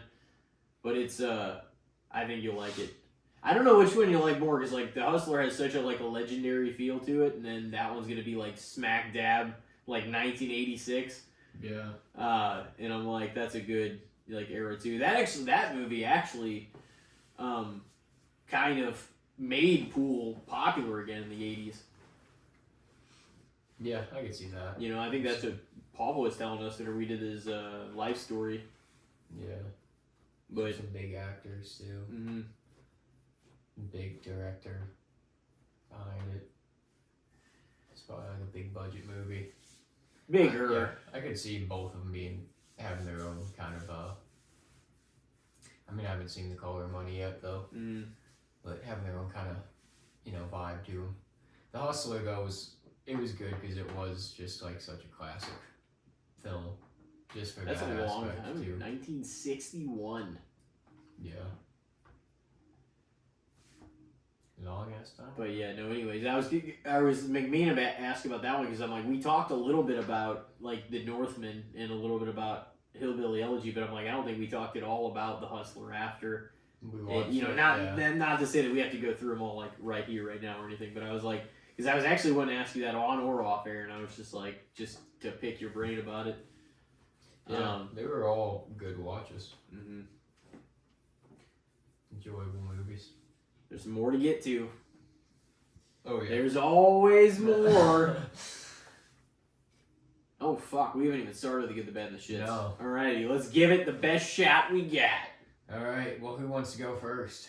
You can go if you want. Alright, well, the Royal Rumble happened. Charlotte Flair won. Jey Yep. Uso won. You know who didn't win? CM Punk. Nope.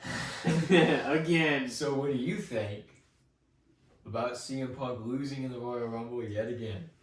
It was kind of unexpected. I will say Jay Yeah. was the shock. It was. This Elimination Chamber on the men's side, too, is looking so fucking stacked. Yeah. It's like, I don't actually even know who's going to face Cody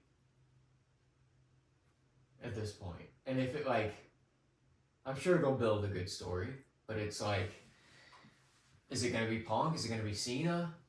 You know, I think it should be either one of them, or that match is a triple threat. Think That about could be it. dope. Yeah. That would be a perfect match to make like that. Like, and not that it would have to be, because you could do it Cody one-on-one with either guy, and I think it would be a great story. And then what, you just But- have Roman and Seth do a one-on-one? That's what I would do anyway. They've never had one to kind of, you know, for everything. And neither one of them has a title either, so it's just like, it's very just, you know, all out fucking, let's lay it all on the table That could be cool. fucking match. And they've never had a Mania match, so. Yeah. I don't know. Yeah, I guess it's tough to I see. don't know if how it's there's, gonna shape up. yeah, I really, yeah, I think it should be one of them though, or It seems like Roman's unless definitely gonna that go would for be really hopeful for that to be the triple threat based on what we've heard. We don't know anything yet, but based on what we've heard, you Seth. know, Yeah. I could also see at this point. because that's all like three faces too, so somebody would almost have to. Yeah. I could see. But that would be an Cena awesome facing match. like Logan Paul. I think AJ's got him. Well, Cena eliminated him from the Rumble, and now Cena and Logan Paul are both going to be in the chamber together. Yeah. And I could see Logan Paul eliminating Cena from the chamber. And then that leading to that. But I could be wrong. I kind of hope I'm wrong. Not even that, like, I like Logan Paul as a wrestler too. Like, I do. Like, I know that's a controversial take, but like, and I like, No, he's obviously good. Cena's like one of my favorites of all time. but I just don't want that to be seen as the last Mania match. I want it to be something big. You know what I mean? I don't know if it will be. Or Logan would be a big match for him, but it wouldn't be the Cena ending that you wanted all, you know? And I think that AJ and Logan could tear the house down too if they put on. I think that's what they should do. If they will. I don't know. And because think about it, even if like that would be really hopeful thinking for that triple threat, but it would be, is Cody gonna retain? Is Cena like gonna win his 17th? And you know, what's Punk finally gonna do getting his WrestleMania main event? You know, is he gonna win the big one? Yeah. So it's like you could see it going any way too. So it's like that would be an insane match to book. But I wish they would do that. And you know what's crazy is almost any way Mania plays out, I don't think they're gonna try to switch all the world titles off everybody again. And I think Charlotte is picking up Tiffany's. Yeah.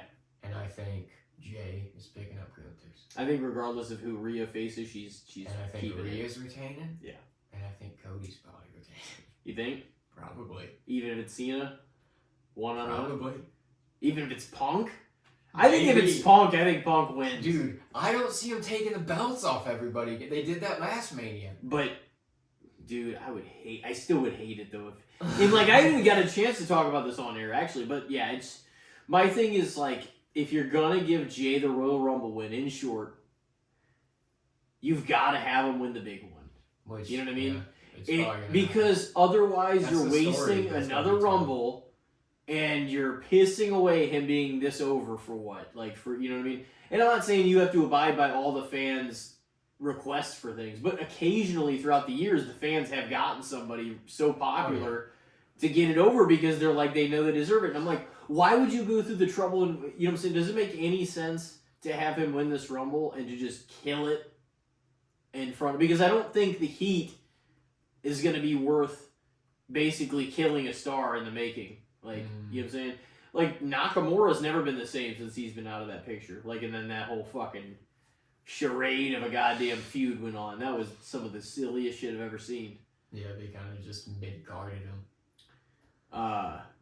But we've seen it work out both ways with like Kofi, best case scenario. Of course, he didn't win the Rumble, but like, and then Nakamura, who failed to get anything after it. So I won't knock it if they give us the payoff, but I'm not even necessarily an advocate for Gunther losing another WrestleMania match. You know what I mean? Big Gunther guy. So that's that. Yeah. So Gunther, like, that's kind of my thing too. I'm like, but this is why they painted themselves into a corner, because now the match is official and everything, which we knew more than likely would be anyway. And Jay's on the precipice of, you know, a big ass title match, and he lost to Gunther the first time. So I feel like he's in play to take the belt off of him. But that'll mean Gunther takes a second big loss at WrestleMania 2 years in a row. Yeah. And, you know, I mean, that doesn't really do, I guess, that much to hurt him. But, like, you don't want to get on a pattern where, like, this is his thing, is just losing big matches and losing. But, I mean, he doesn't lose a lot of big matches throughout the year. He doesn't. But hopefully that continues, you know? Yeah. I just feel like this is the role Gunther plays expertly, is like kind of like beating down and like demeaning the underdog, because he's such like a powerful heel and he's such a beat down, like in your face kind of wrestler, that it's just like he kind of brings that intensity, and then it just makes the underdog more get behind him, because you're like, man, he's got to face this guy. You know what I mean? And he overcomes those odds on the biggest stage. Like Sammy did it, and Jay will probably do it. But yeah, I hope it's not a pattern either, because like Gunther, just his mic work as of the past year, probably year and a half, has just been expert too. Like just what he's developed into has been awesome. Him in the ring is like top notch. He's got just his own style too. It's like classic, but he's just so hard hitting. Yeah. I love Gunther.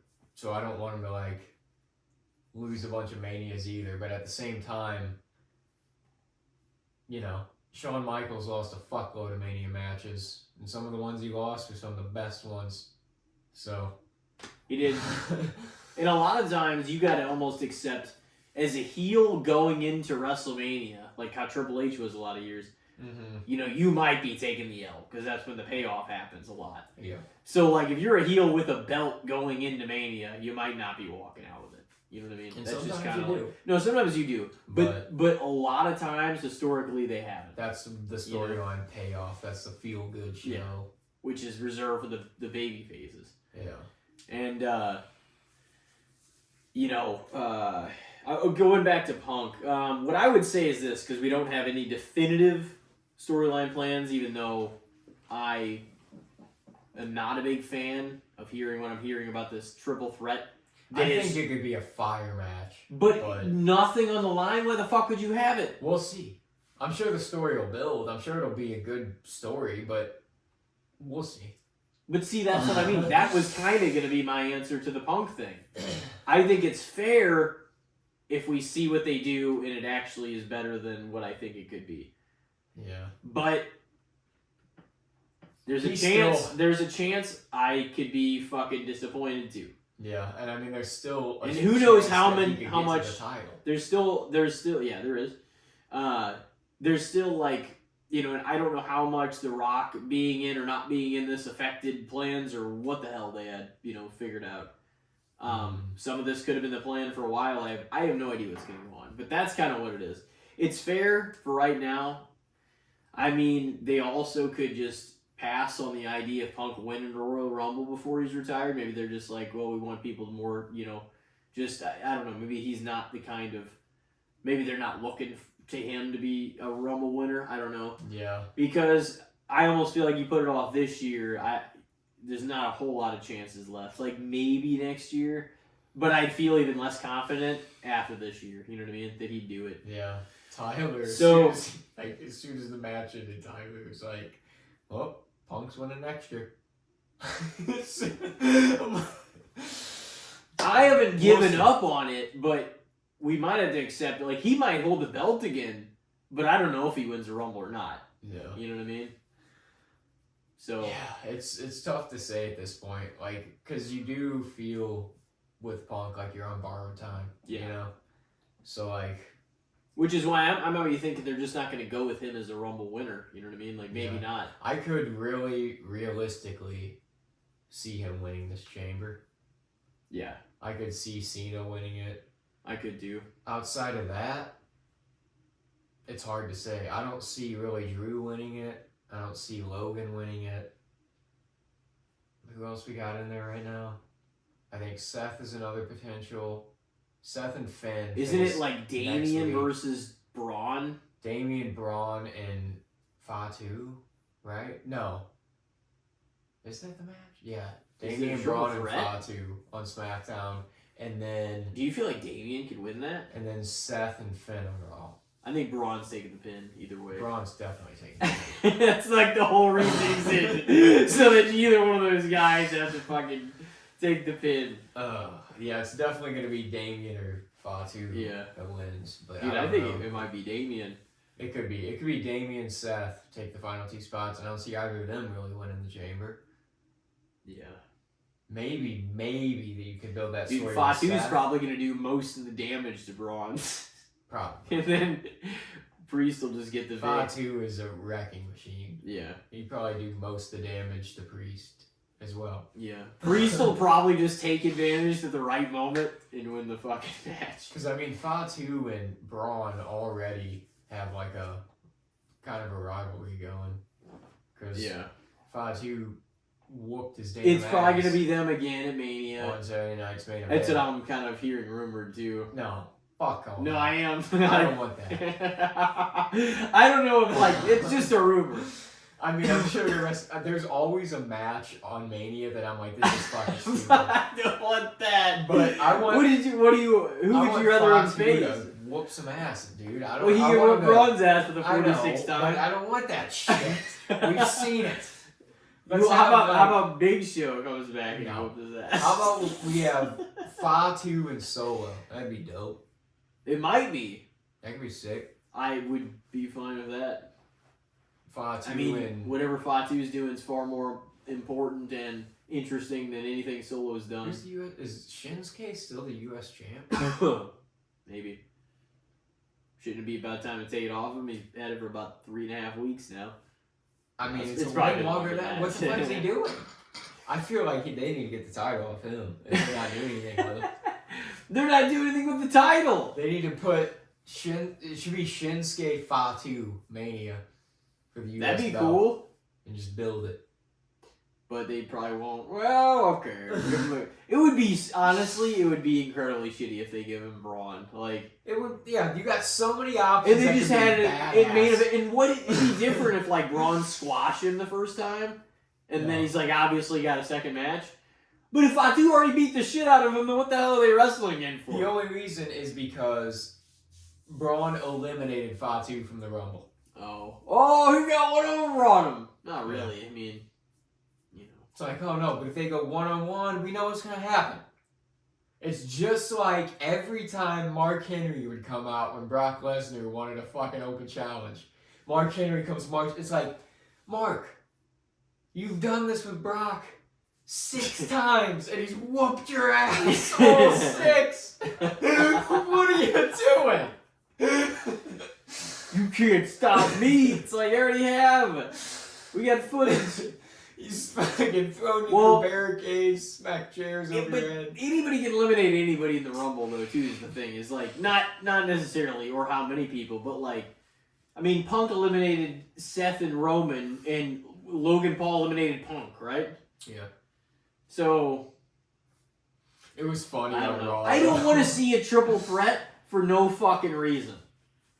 And usually I like multi-man matches. I have always like enjoyed triple threats, fatal four ways, get everybody in it, you know, and kind of make it make sense for one reason or another. Don't have it really be random unless it's like like a championship contenders match kind of thing or whatever. If it's semi-random, but like if you're gonna do one, especially with nothing on the line, you've got to have some reason for it. But I'm like, my thing is those guys are so fucking big. You're going to have them in that rather than any of the main events? What the fuck?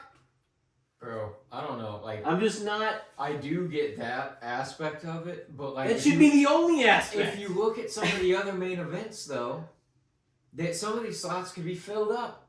If that happens, it might as well main event night 1. It might. Because why the fuck would it happen? And I think if that match on paper, regardless... I'm sure if that's the match that happens, the story build will be good because it's those 3 guys. I don't know what it will involve, but I'm sure the match itself will be badass too. It's just like the winner gets to be in the Cody triple threat match. Could be. That's the thing too. Like I've heard. No, they wouldn't do 2 I've triple heard threats. funny rumors though. That's like.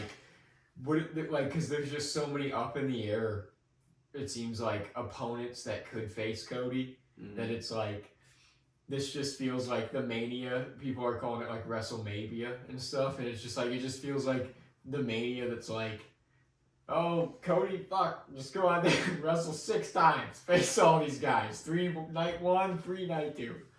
I think it should either be Cena or Punk. Yeah. For sure. Yeah, I kind of agree with that too. I just don't feel like out of the picture that we have laid out now, there's anybody really better as an option. No. And I'd be fine with either one of them, really, because I can understand why they would do, like Cena's last Mania or give CM Punk his one. Because, I mean, he probably doesn't have a ton left in the ring even after Cena leaves, like Punk. Maybe a few years.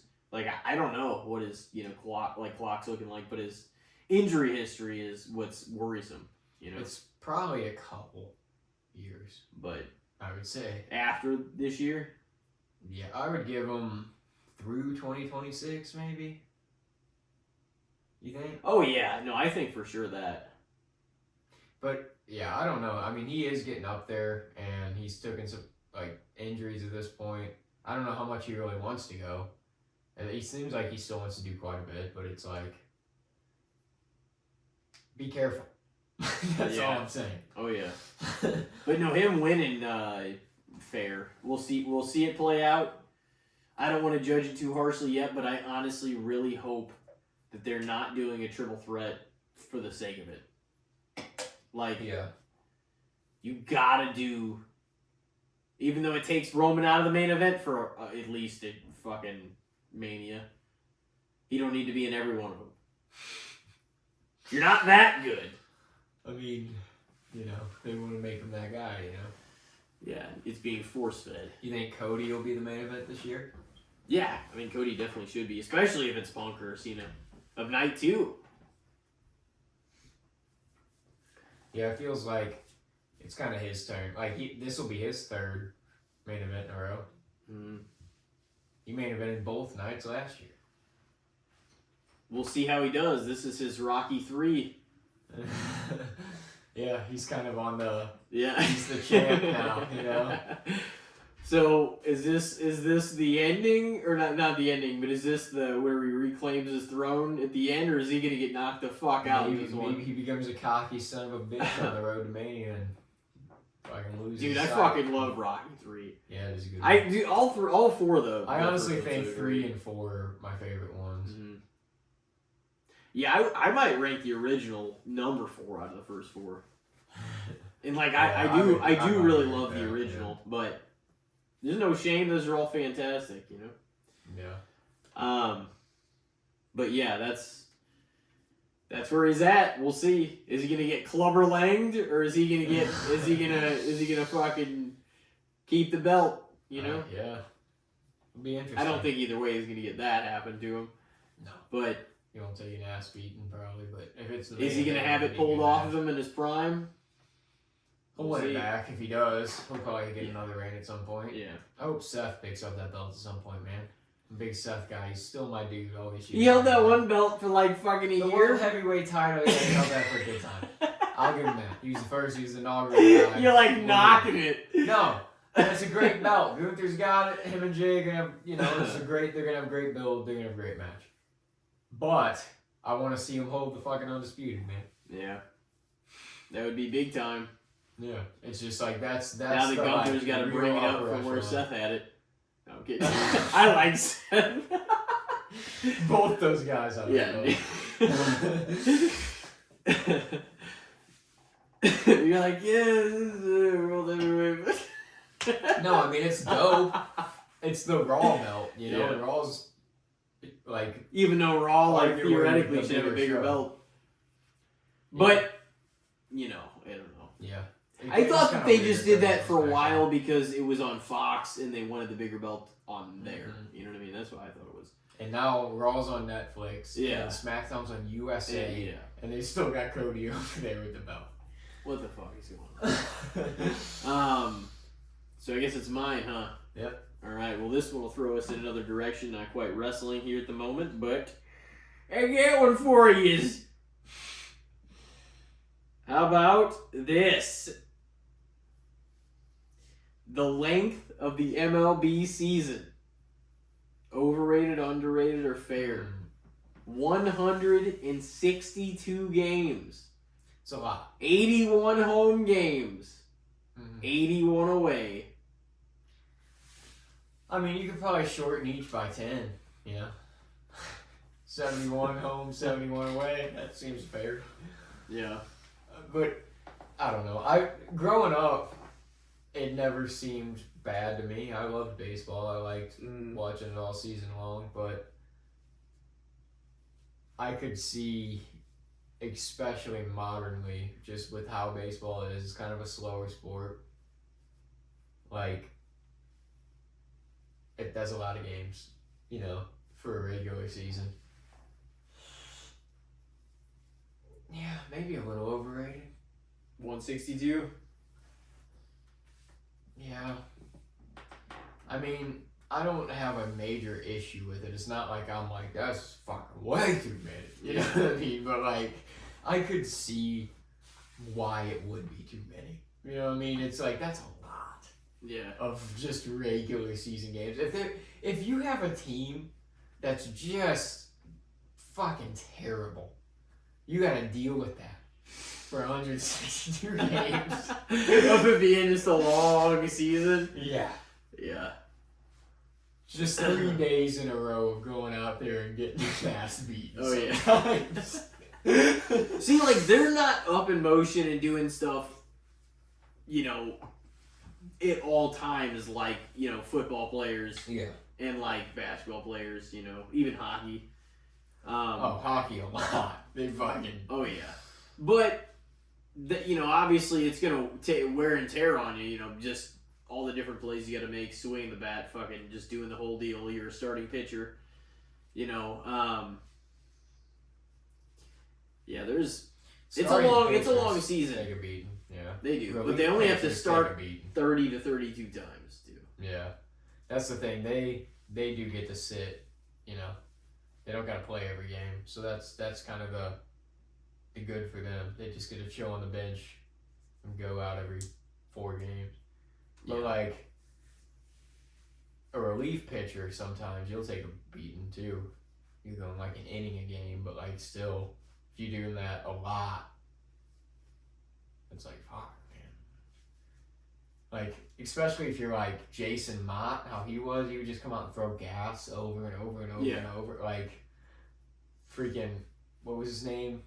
Chapman? Aroldis? Yeah. Yeah, he threw Him like too. 102 miles an hour. Just those guys, like, that's gotta fucking, you expect to come out there, close the game out, and just fucking throw heat Oh, yeah. night after night. The closer needs to shut that shit down, though. That's Yeah. your one job, you know? You got They got a lot on the line with their job. You got a 1 to 3 run lead. See if you can handle it. Hopefully they didn't leave any fucking... Well, I guess if he's got to close out your last inning, then there's nobody on base. But you just got to not let it... Like, their mission, they got to strike those motherfuckers out. Absolute Sometimes heat. they will bring the closer in, though, like, early. We'll be like, Yeah. oh, fuck, it's the 8th inning with 2 outs, but the bases are loaded. You gotta get the fuck in there. Yeah. Put him in a high-pressure situation. That's the thing. As a relief pitcher, you could just be chilling. Just chilling, spitting seeds, watching the game 1 minute, and the next minute you're up warming up, and then you're in the game, and the fucking pressure. You're like, fuck, man. I was just chilling like 20 minutes ago. Now the game's on me. Yeah. We're fucked! Remember people used to bitch about Isringhausen? Yeah. Like, he's always fucking... You'd, like, make people sweat all the time. You'd, like, bring it down. Oh, to no, the he wire. fucked around for sure. Dude, Woody fucking Williams. That was a bad son of a bitch. What was the name of that, the Giants fucking closer when they were dominating? Sergio Romo? Wasn't that his name, that guy? Yeah. Yeah. There was a few famous closers throughout the Mariano Rivera might be, like, the most famous of all time. Yeah. He had his own entrance music. Brad Lidge. Yeah. Till his He career got fucked up. Dude, that's like what most people remember. Like, he was elite until that moment. Just ended his career in like one that was pitch. Didn't he? Like, smashed it out of the Oh, that damn was stadium. sky shot. That was like 600 feet. Yeah, Pujols. That was like a Pujols absolute bomb. I mean, that was it not how rough many for how us, many but- home like how was that like a 3-run homer or I something? think so, yeah. See ya! Just out of the damn stadium. Minute Maid Park. I remember Edmonds making a really cool catch. Was that there? I think it was there. Dude. When he like ran up the hill because they had like a hill in center field, and he like ran up the hill and like dove. There was some cool. We made some cool moments in Minute Maid Park. Oh yeah. Well, dude, like, and Pujols brought so many big moments to the Cardinals in general. Like, you know, like, Yeah. I don't know, it was... Our team in like the early to mid 2000s was so fire. We had like Pujols, Rollins, Edmonds, It's just like Mike Matheny is catcher before even Yachty. And then when Yachty took over, it was even better. So. And then, then we had guys like for a few seasons like Eckstein popped in. Mm. Larry Walker. Yeah. I remember him. That was a fun era. It was. So you think a little overrated, huh? I think so. Okay. I could see modernly why that would be the case. Like, you can lower it a little bit, especially when you have 5 and 7 game series in your playoffs. You know, like, yeah, it makes sense. You're still playing the most games of like any sport if you lowered it by 20. Like, yeah, 10 road and 10 home. It's a long season, man.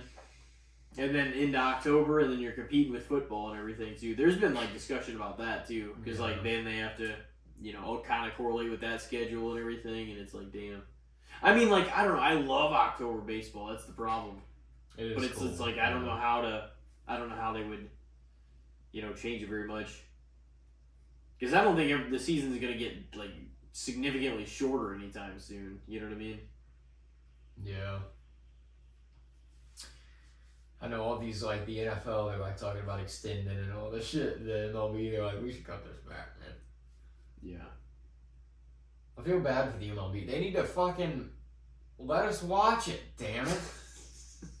Fucking give us some games and I watch the shit. The fucking, what are you doing? One of the easiest solutions. We got declining viewership. Nobody can find anything. It's on TBS once a week. No, that is true. They're like, what are we gonna do? It's just like, I don't know. Get, like, put your fucking games on channels. You're like a Yankees game and a Phillies game, like, once a week. What the fuck, man? And I'm, like, in the St. Louis area. It's fucked up. How fucked up is that? We got, like, the Cardinals. They're like, do you want to watch the Angels game? Like, as a baseball fan, I'd like to watch some of these other games, but give me my home team at least. Fuck. Oh, yeah. No, you don't get them. It's all blacked out in your area. And the NHL, too, is the same way. Like, we got the Blues, and, like, the NHL's cool, but it's like, they have a deal with, like, TNT. They're on there, like, a couple times a week. And then I don't know, they're on, like, you gotta have a certain provider to freaking get a lot of their games and shit. It's like, why are you making it this complicated? They don't. I guess your fans. I guess they don't want good viewers. You're not gonna give everybody the incentive to. Well, not even the incentive. You're not gonna make it easily accessible. Like, your viewership's gonna decline. I've said for years, like, I made multiple Facebook posts about it. I see it pop up like every year on my like memories, where I'm just like, why doesn't every sports league just come up with their streaming service at this point? Streaming services are a thing. You just pay for the leagues you're invested in. Mm-hmm. You freaking... The packages are... it might be a little expensive during the season, but you get access to every game that's happening. You can watch whatever. You can watch like 4 screens at once. Yeah, and then there's a major discount in the off season, but they keep it going. They keep coverage. They keep playing old games, old highlights, documentaries, things all throughout the off season for like majorly discounted prices, and you can just pay for the leagues that you're invested in and care about and want to fucking pay for and watch and see all the content of, and then all the leagues would be raking in the dough because there's clearly fans that are invested in all these sports. So it's like, why are you it almost feels at this point like intentionally fucking over your viewers? In the fucking like NBA viewership, it has been hurt from like recent years and stuff like that too. But like, at least some of those games are fucking watchable. Like, not the games themselves, but like you can get on local channels even. They'll have some like NBA games on. They're on ABC, and you can't fucking watch like any NHL or MLB games like anywhere. Yeah, they're, like I said, they're on like TBS and TNT like a day or two a week during the season. You gotta like find them when they're on. It'll be like 7 on a Tuesday or some shit. Like it's not like, you know. Oh, they're late games, some of them. So it's just kind of it's fucked up, man. Because I would pay for sure the NFL, and probably I would debate even paying MLB and NHL, like depending on what prices were.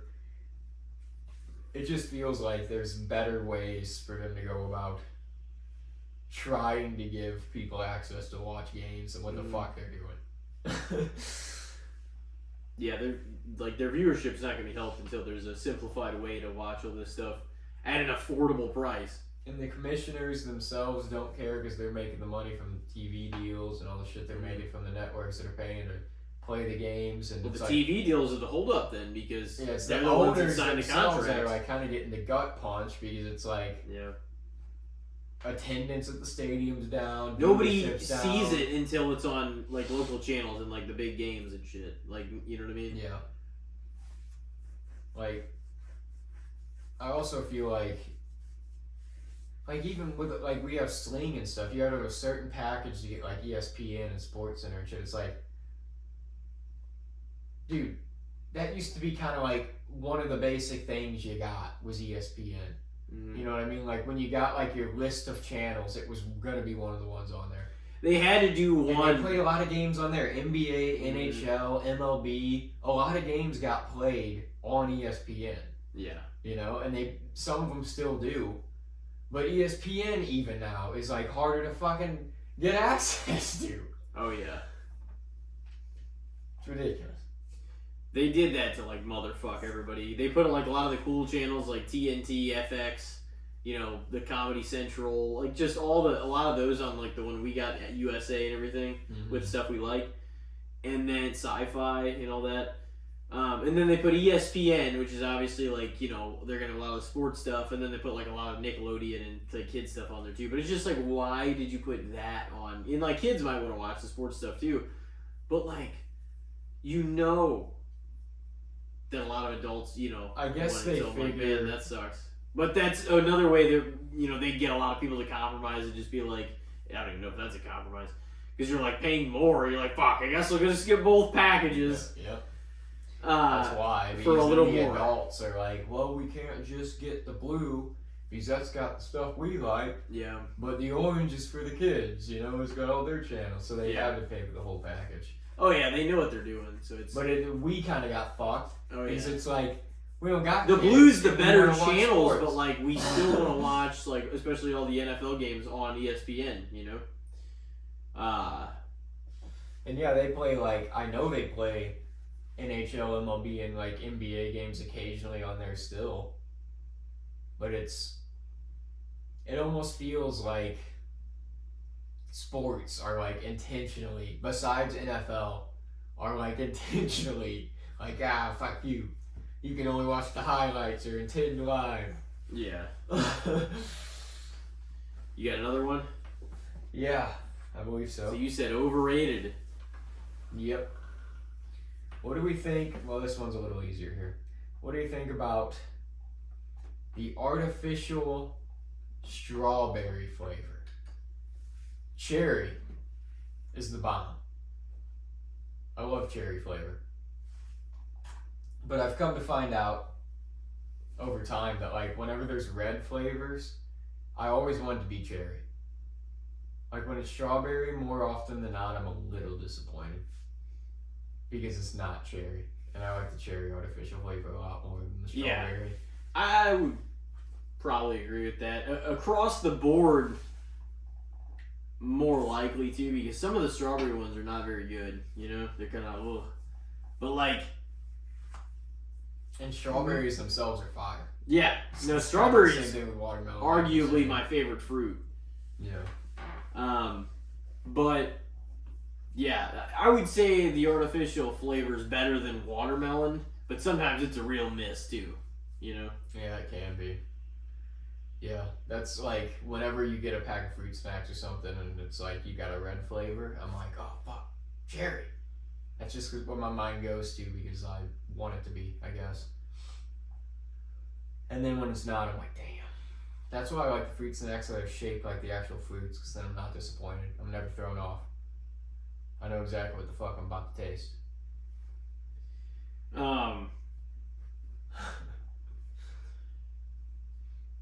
What's your favorite fruit of all time? Like Apple? I like grapes a lot. Yeah, you always did buy grapes. I like You grapes. try those cotton candy grapes from Aldi? I've tried them, man. They're pretty good. Yeah. I do like apples. Watermelon's good. Dude, honestly, a lot of fruits are damn good. I love oranges. I don't know though. Probably comes down, probably top 3 for me would probably be grapes, oranges, and strawberries, maybe. That'd probably be mine. I don't know what order they'd go in. Yeah. Damn, the artificial strawberry flavor. I will say this though, is like sometimes like they'll be like, oh, this cool kind of something, and then they'll give you like, and then they'll be like, it's split between this kind and strawberry, and then they'll give you so many strawberries. It's like, no, I would rather all of these been the cool kind, you know, or whatever. Like, Yeah. like when they do it with the fruit roll-ups, like the tie-dye ones. It's like, I would rather this whole box be those. I don't want these fucking strawberry ones. Yeah. But, like, you know, I like strawberry margaritas. I like strawberry, like, certain stuff, obviously the fruit, but, like, sometimes it's way overdone in artificial form. That's what I would say. Strawberry. Yeah. I would It probably doesn't taste say like strawberry to me sometimes either. overrated is Yeah. what I would say. I would probably agree with that. I'm not a huge fan of it. I think it's superior to the watermelon artificial flavor. Yeah. Yeah, you're not a fan of that But- one at all. It's not always. Sometimes it's really good, but sometimes it's really missed too. Yeah, there have been some good strawberry flavored things. But- All the time when you try a blue raspberry or cherry thing, it's Mhm. almost always good. Those are the best too. Yeah, it is sure. almost always good. Like it's got like a 95% hit rate. Like as soon as Both you said those that, I two. just pictured a blue raspberry and a strawberry or a cherry like snow cone. I was like, Blue Raz has got like a fucking 97% hit rate. Cherry's got like a 95. I mean, yeah, they're both fantastic. Yeah. So I'd agree though. Probably a little overrated, yeah. What do you got? I just thought of a food too because I'm like that'll be simple too, but I don't know if we'd ever done it or maybe we did somebody's exclusive ones of these. But I just got fucking breadsticks on mine. What do you think of breadsticks? Nobody's in particular. Man, yeah, that's hard Well, like because there's breadsticks. some bomb breadsticks, Mhm. but there's some like I think Olive Garden's got fantastic. that's the fucking one that breadsticks. like kind of came to mind when you said breadsticks Yeah. for me. But like, there's also the kind of shit ones too. You know, there could be a breadstick's an easy thing to just be kind of, you know, it's just hard and stale and just a stick. You know, a stick of Dude, bread. those ones they taste so good and they're so soft though. Like they're Oh, yeah. they're Those ones absolutely from Olive Garden. perfect. Yeah. Yeah. But overall, man, I think breadsticks might be a little underrated.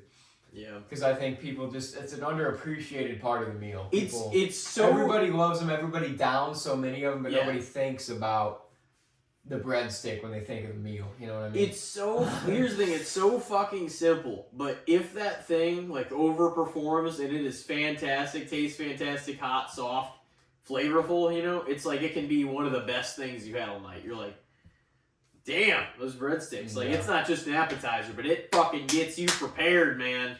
And even if they're like pretty decent, you're gonna eat a few. You know, it's like Oh yeah. That's That's the problem. It's hard not to. And then the longer your food you like waits, you're just like wanting to eat all the shit you got still on the table, whether it's the bread and the fucking hard butter that's way too hard to spread. Eating the Or stale ass rolls, and just waiting for your food. thinking about pouring out one of the sauces just to taste it, and you're trying to just compensate for having no food yet. Yeah. That's when you're like, you waited too You're desperate, long yeah, to you're get like, to fuck. sit down and you're hungry. Oh yeah, or you waited too long to decide you're ready to eat. Yeah, You're that's like, what I oh, mean. By the man. time you got to sit down in the restaurant, you were already starving.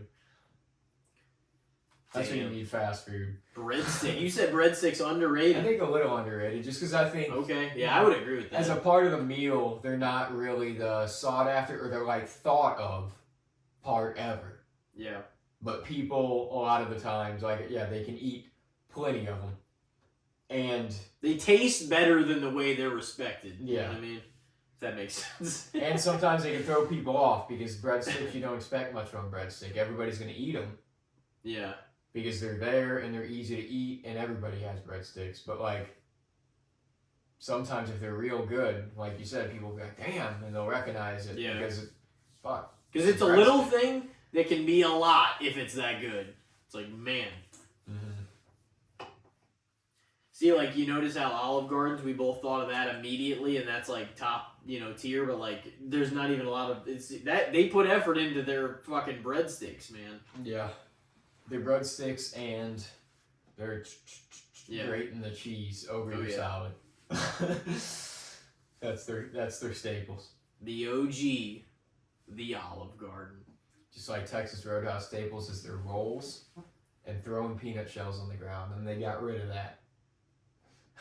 Yeah, that's fucked up. They don't do that anymore? What is it, a clean environment? I think that I heard that they don't do that anymore. Yeah, because people be.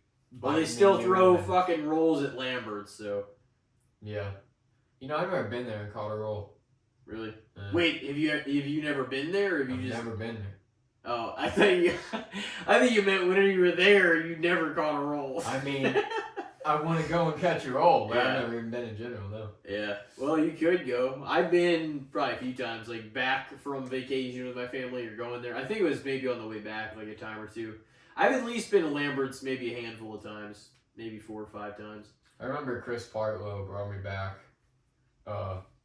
like a stress ball roll. Like, it was like one of the Lambert's rolls that you got from like the gift shop, but it was like a stress ball. Mm-hmm. And the buns just looked like butt cheeks. And we'd always just make that joke, like it's like an ass. Just It's like an ass pinching roll. it. It's some teenage boy shit. Yeah, it's just like my memory of No, Lambert's. it's Oh man. But yeah, I've never actually been and ate one of their rolls. No, they just give you so much food there too. Like it's usually pretty good. But it is like it's like a country style preparation of food. You know what I mean? Like in a lot of ways it is. Like all greens and you got fucking, but like the shit is made pretty damn good. My sister doesn't fucking like it at all. I think because I was like, do we go there several times and it like scarred you growing up, and she's just like. Yeah, I just never really thought anything that was that good there, and I was just like, it was funny. She's like, hate that place, or no, I don't know if she hates it, but it tastes good. But I'm like, it is very much like, put yourself in the way you think things should be, even homemade almost, like being prepared. Think about how you think things would be prepared, like in the country. Yeah. Somebody that's like taking well care of the stuff. That's kind of how it is, almost like a homely feel in a way. Yeah. But everything looks like old, yeah, like country style, whatever. I mean, the food tastes pretty damn good to me. I'm not saying it's the best I've ever had, but I'm also not like complaining about it. You know what I mean? Yeah. Like it was good. I think it's worth. That place is for sure an atmosphere place. It's not any discredit to the food either, because the food is and can be really good depending on what you get. But a lot of it is like that kind of style. You know what I mean, of preparation and just the way it looks and stuff. But it's definitely about the atmosphere a lot, Yeah. But it's not like one of the places that the atmosphere and then that's all they got. You look under the hood and you got shit rat eating your bread that they served you or something. Like it's not like there's nothing, Yeah. So There is some places though that I mean Dick's, man, most- Dick's yeah. last The resort. most I thought that legendary place. restaurants are like that, where they're more about the environment and like Yeah. what happens there than the actual food. As long as your food's solid, it'll be fine. Yeah. Because then people will think that even though the food was fine, like not mediocre, but let's say meet your expectations. not fall short or surpass. You know what I mean? If it meets your expectations, but the atmosphere is great, you're gonna feel like it was fantastic all around. Yeah, there's a difference between going to a place for the atmosphere, like, oh, this is gonna be a time, and then going to like a Michelin star restaurant. Like, your expectations are gonna be different. You know, you're not expecting.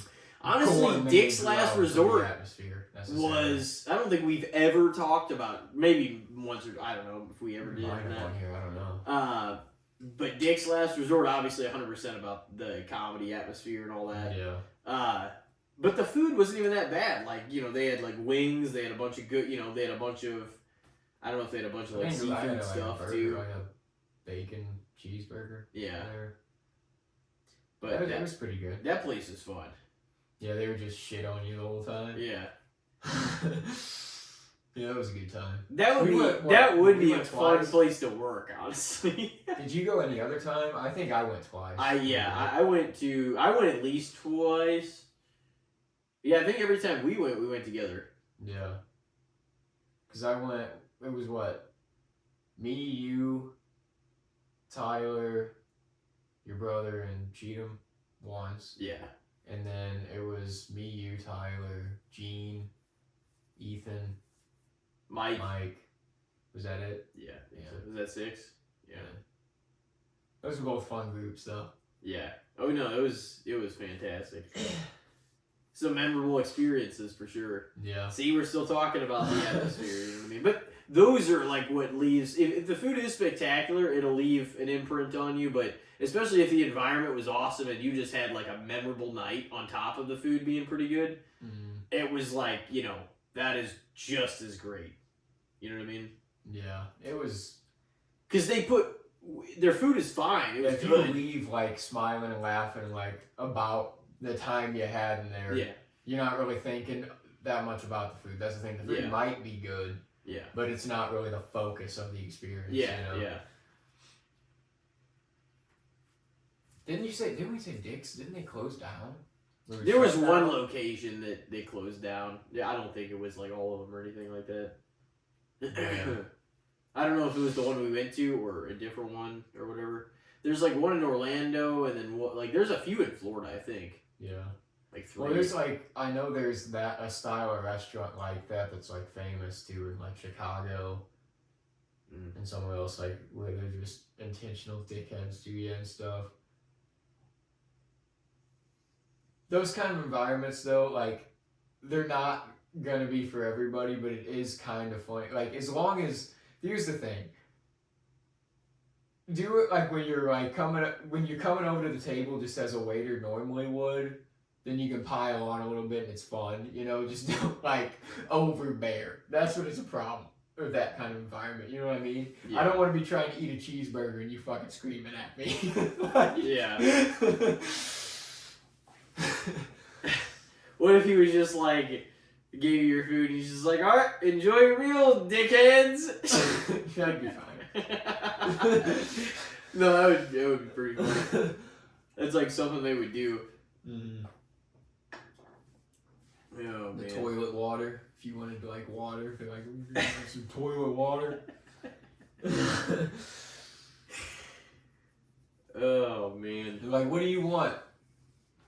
What do you want? And then you're like, if you're like taking a second to order, you're like, come on. Today, Junior! Dude! Happy Gilmore 2. When the fuck's it coming?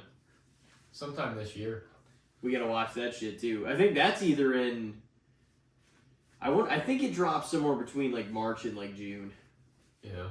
It would make sense if it was kind of like springtime golf, you know. Oh yeah. Shooter McGavin, man, he's back. MJF, man. Yeah, he's gonna be in it too. Travis Kelce's in it. Cameo.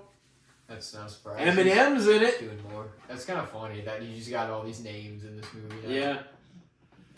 Hopefully it's good. Hopefully it's not just like a bunch of cameo. Hey, there's this guy here. Yeah. And it's not like near what the first one was. Yeah. No, I hope it is too. I hope it's like actually a continuous story from that. Because I feel like that happens a lot, especially with comedies, where they follow up like decades later and it's just like, come on, bro. Yeah. Like, Dumb and Dumber, classic comedy movie. Then Dumb and Dumber 2, not bad, but it was like, we don't need to be doing this. Yeah. 20 fucking years later. And that's what we're experiencing here too. So hopefully it's alright. And that was a legendary movie in his filmography, so Yeah. let's be hope. tapping And that's into that. my favorite one too. So I'm like, this is kind of like Steve Austin coming back for another match. I'm like, ooh, I hope they don't. Hey, he did it with KO at 38. It was pretty fun. I know that was fucking heat though. But Happy Gilmore 2 could be. We'll see. Yeah. We'll see what happens. But I think it's about time. Yep. To call it. No matter how much fun we're having tonight. I feel like we could have went longer in almost every conversation we've had. With all this shit. So, well, ladies and gentlemen, we hope everybody's doing well out there. And now we are moving past football season. Unfortunately. I know. I'm sad about it. Dude, now that I just kind of, it's sunk in today. I'm like, damn. We're officially in that February lull where nothing's fucking happening for a while. But we are building the Mania season. So we are. Yeah, that'll hold me together. Chamber will be coming up pretty shortly, so yeah. There'll be a lot going on. But yeah, so hope everybody's doing well out there. We will keep producing episodes. Stay tuned for us, and we hope everybody has a good week. Take care of yourselves out there.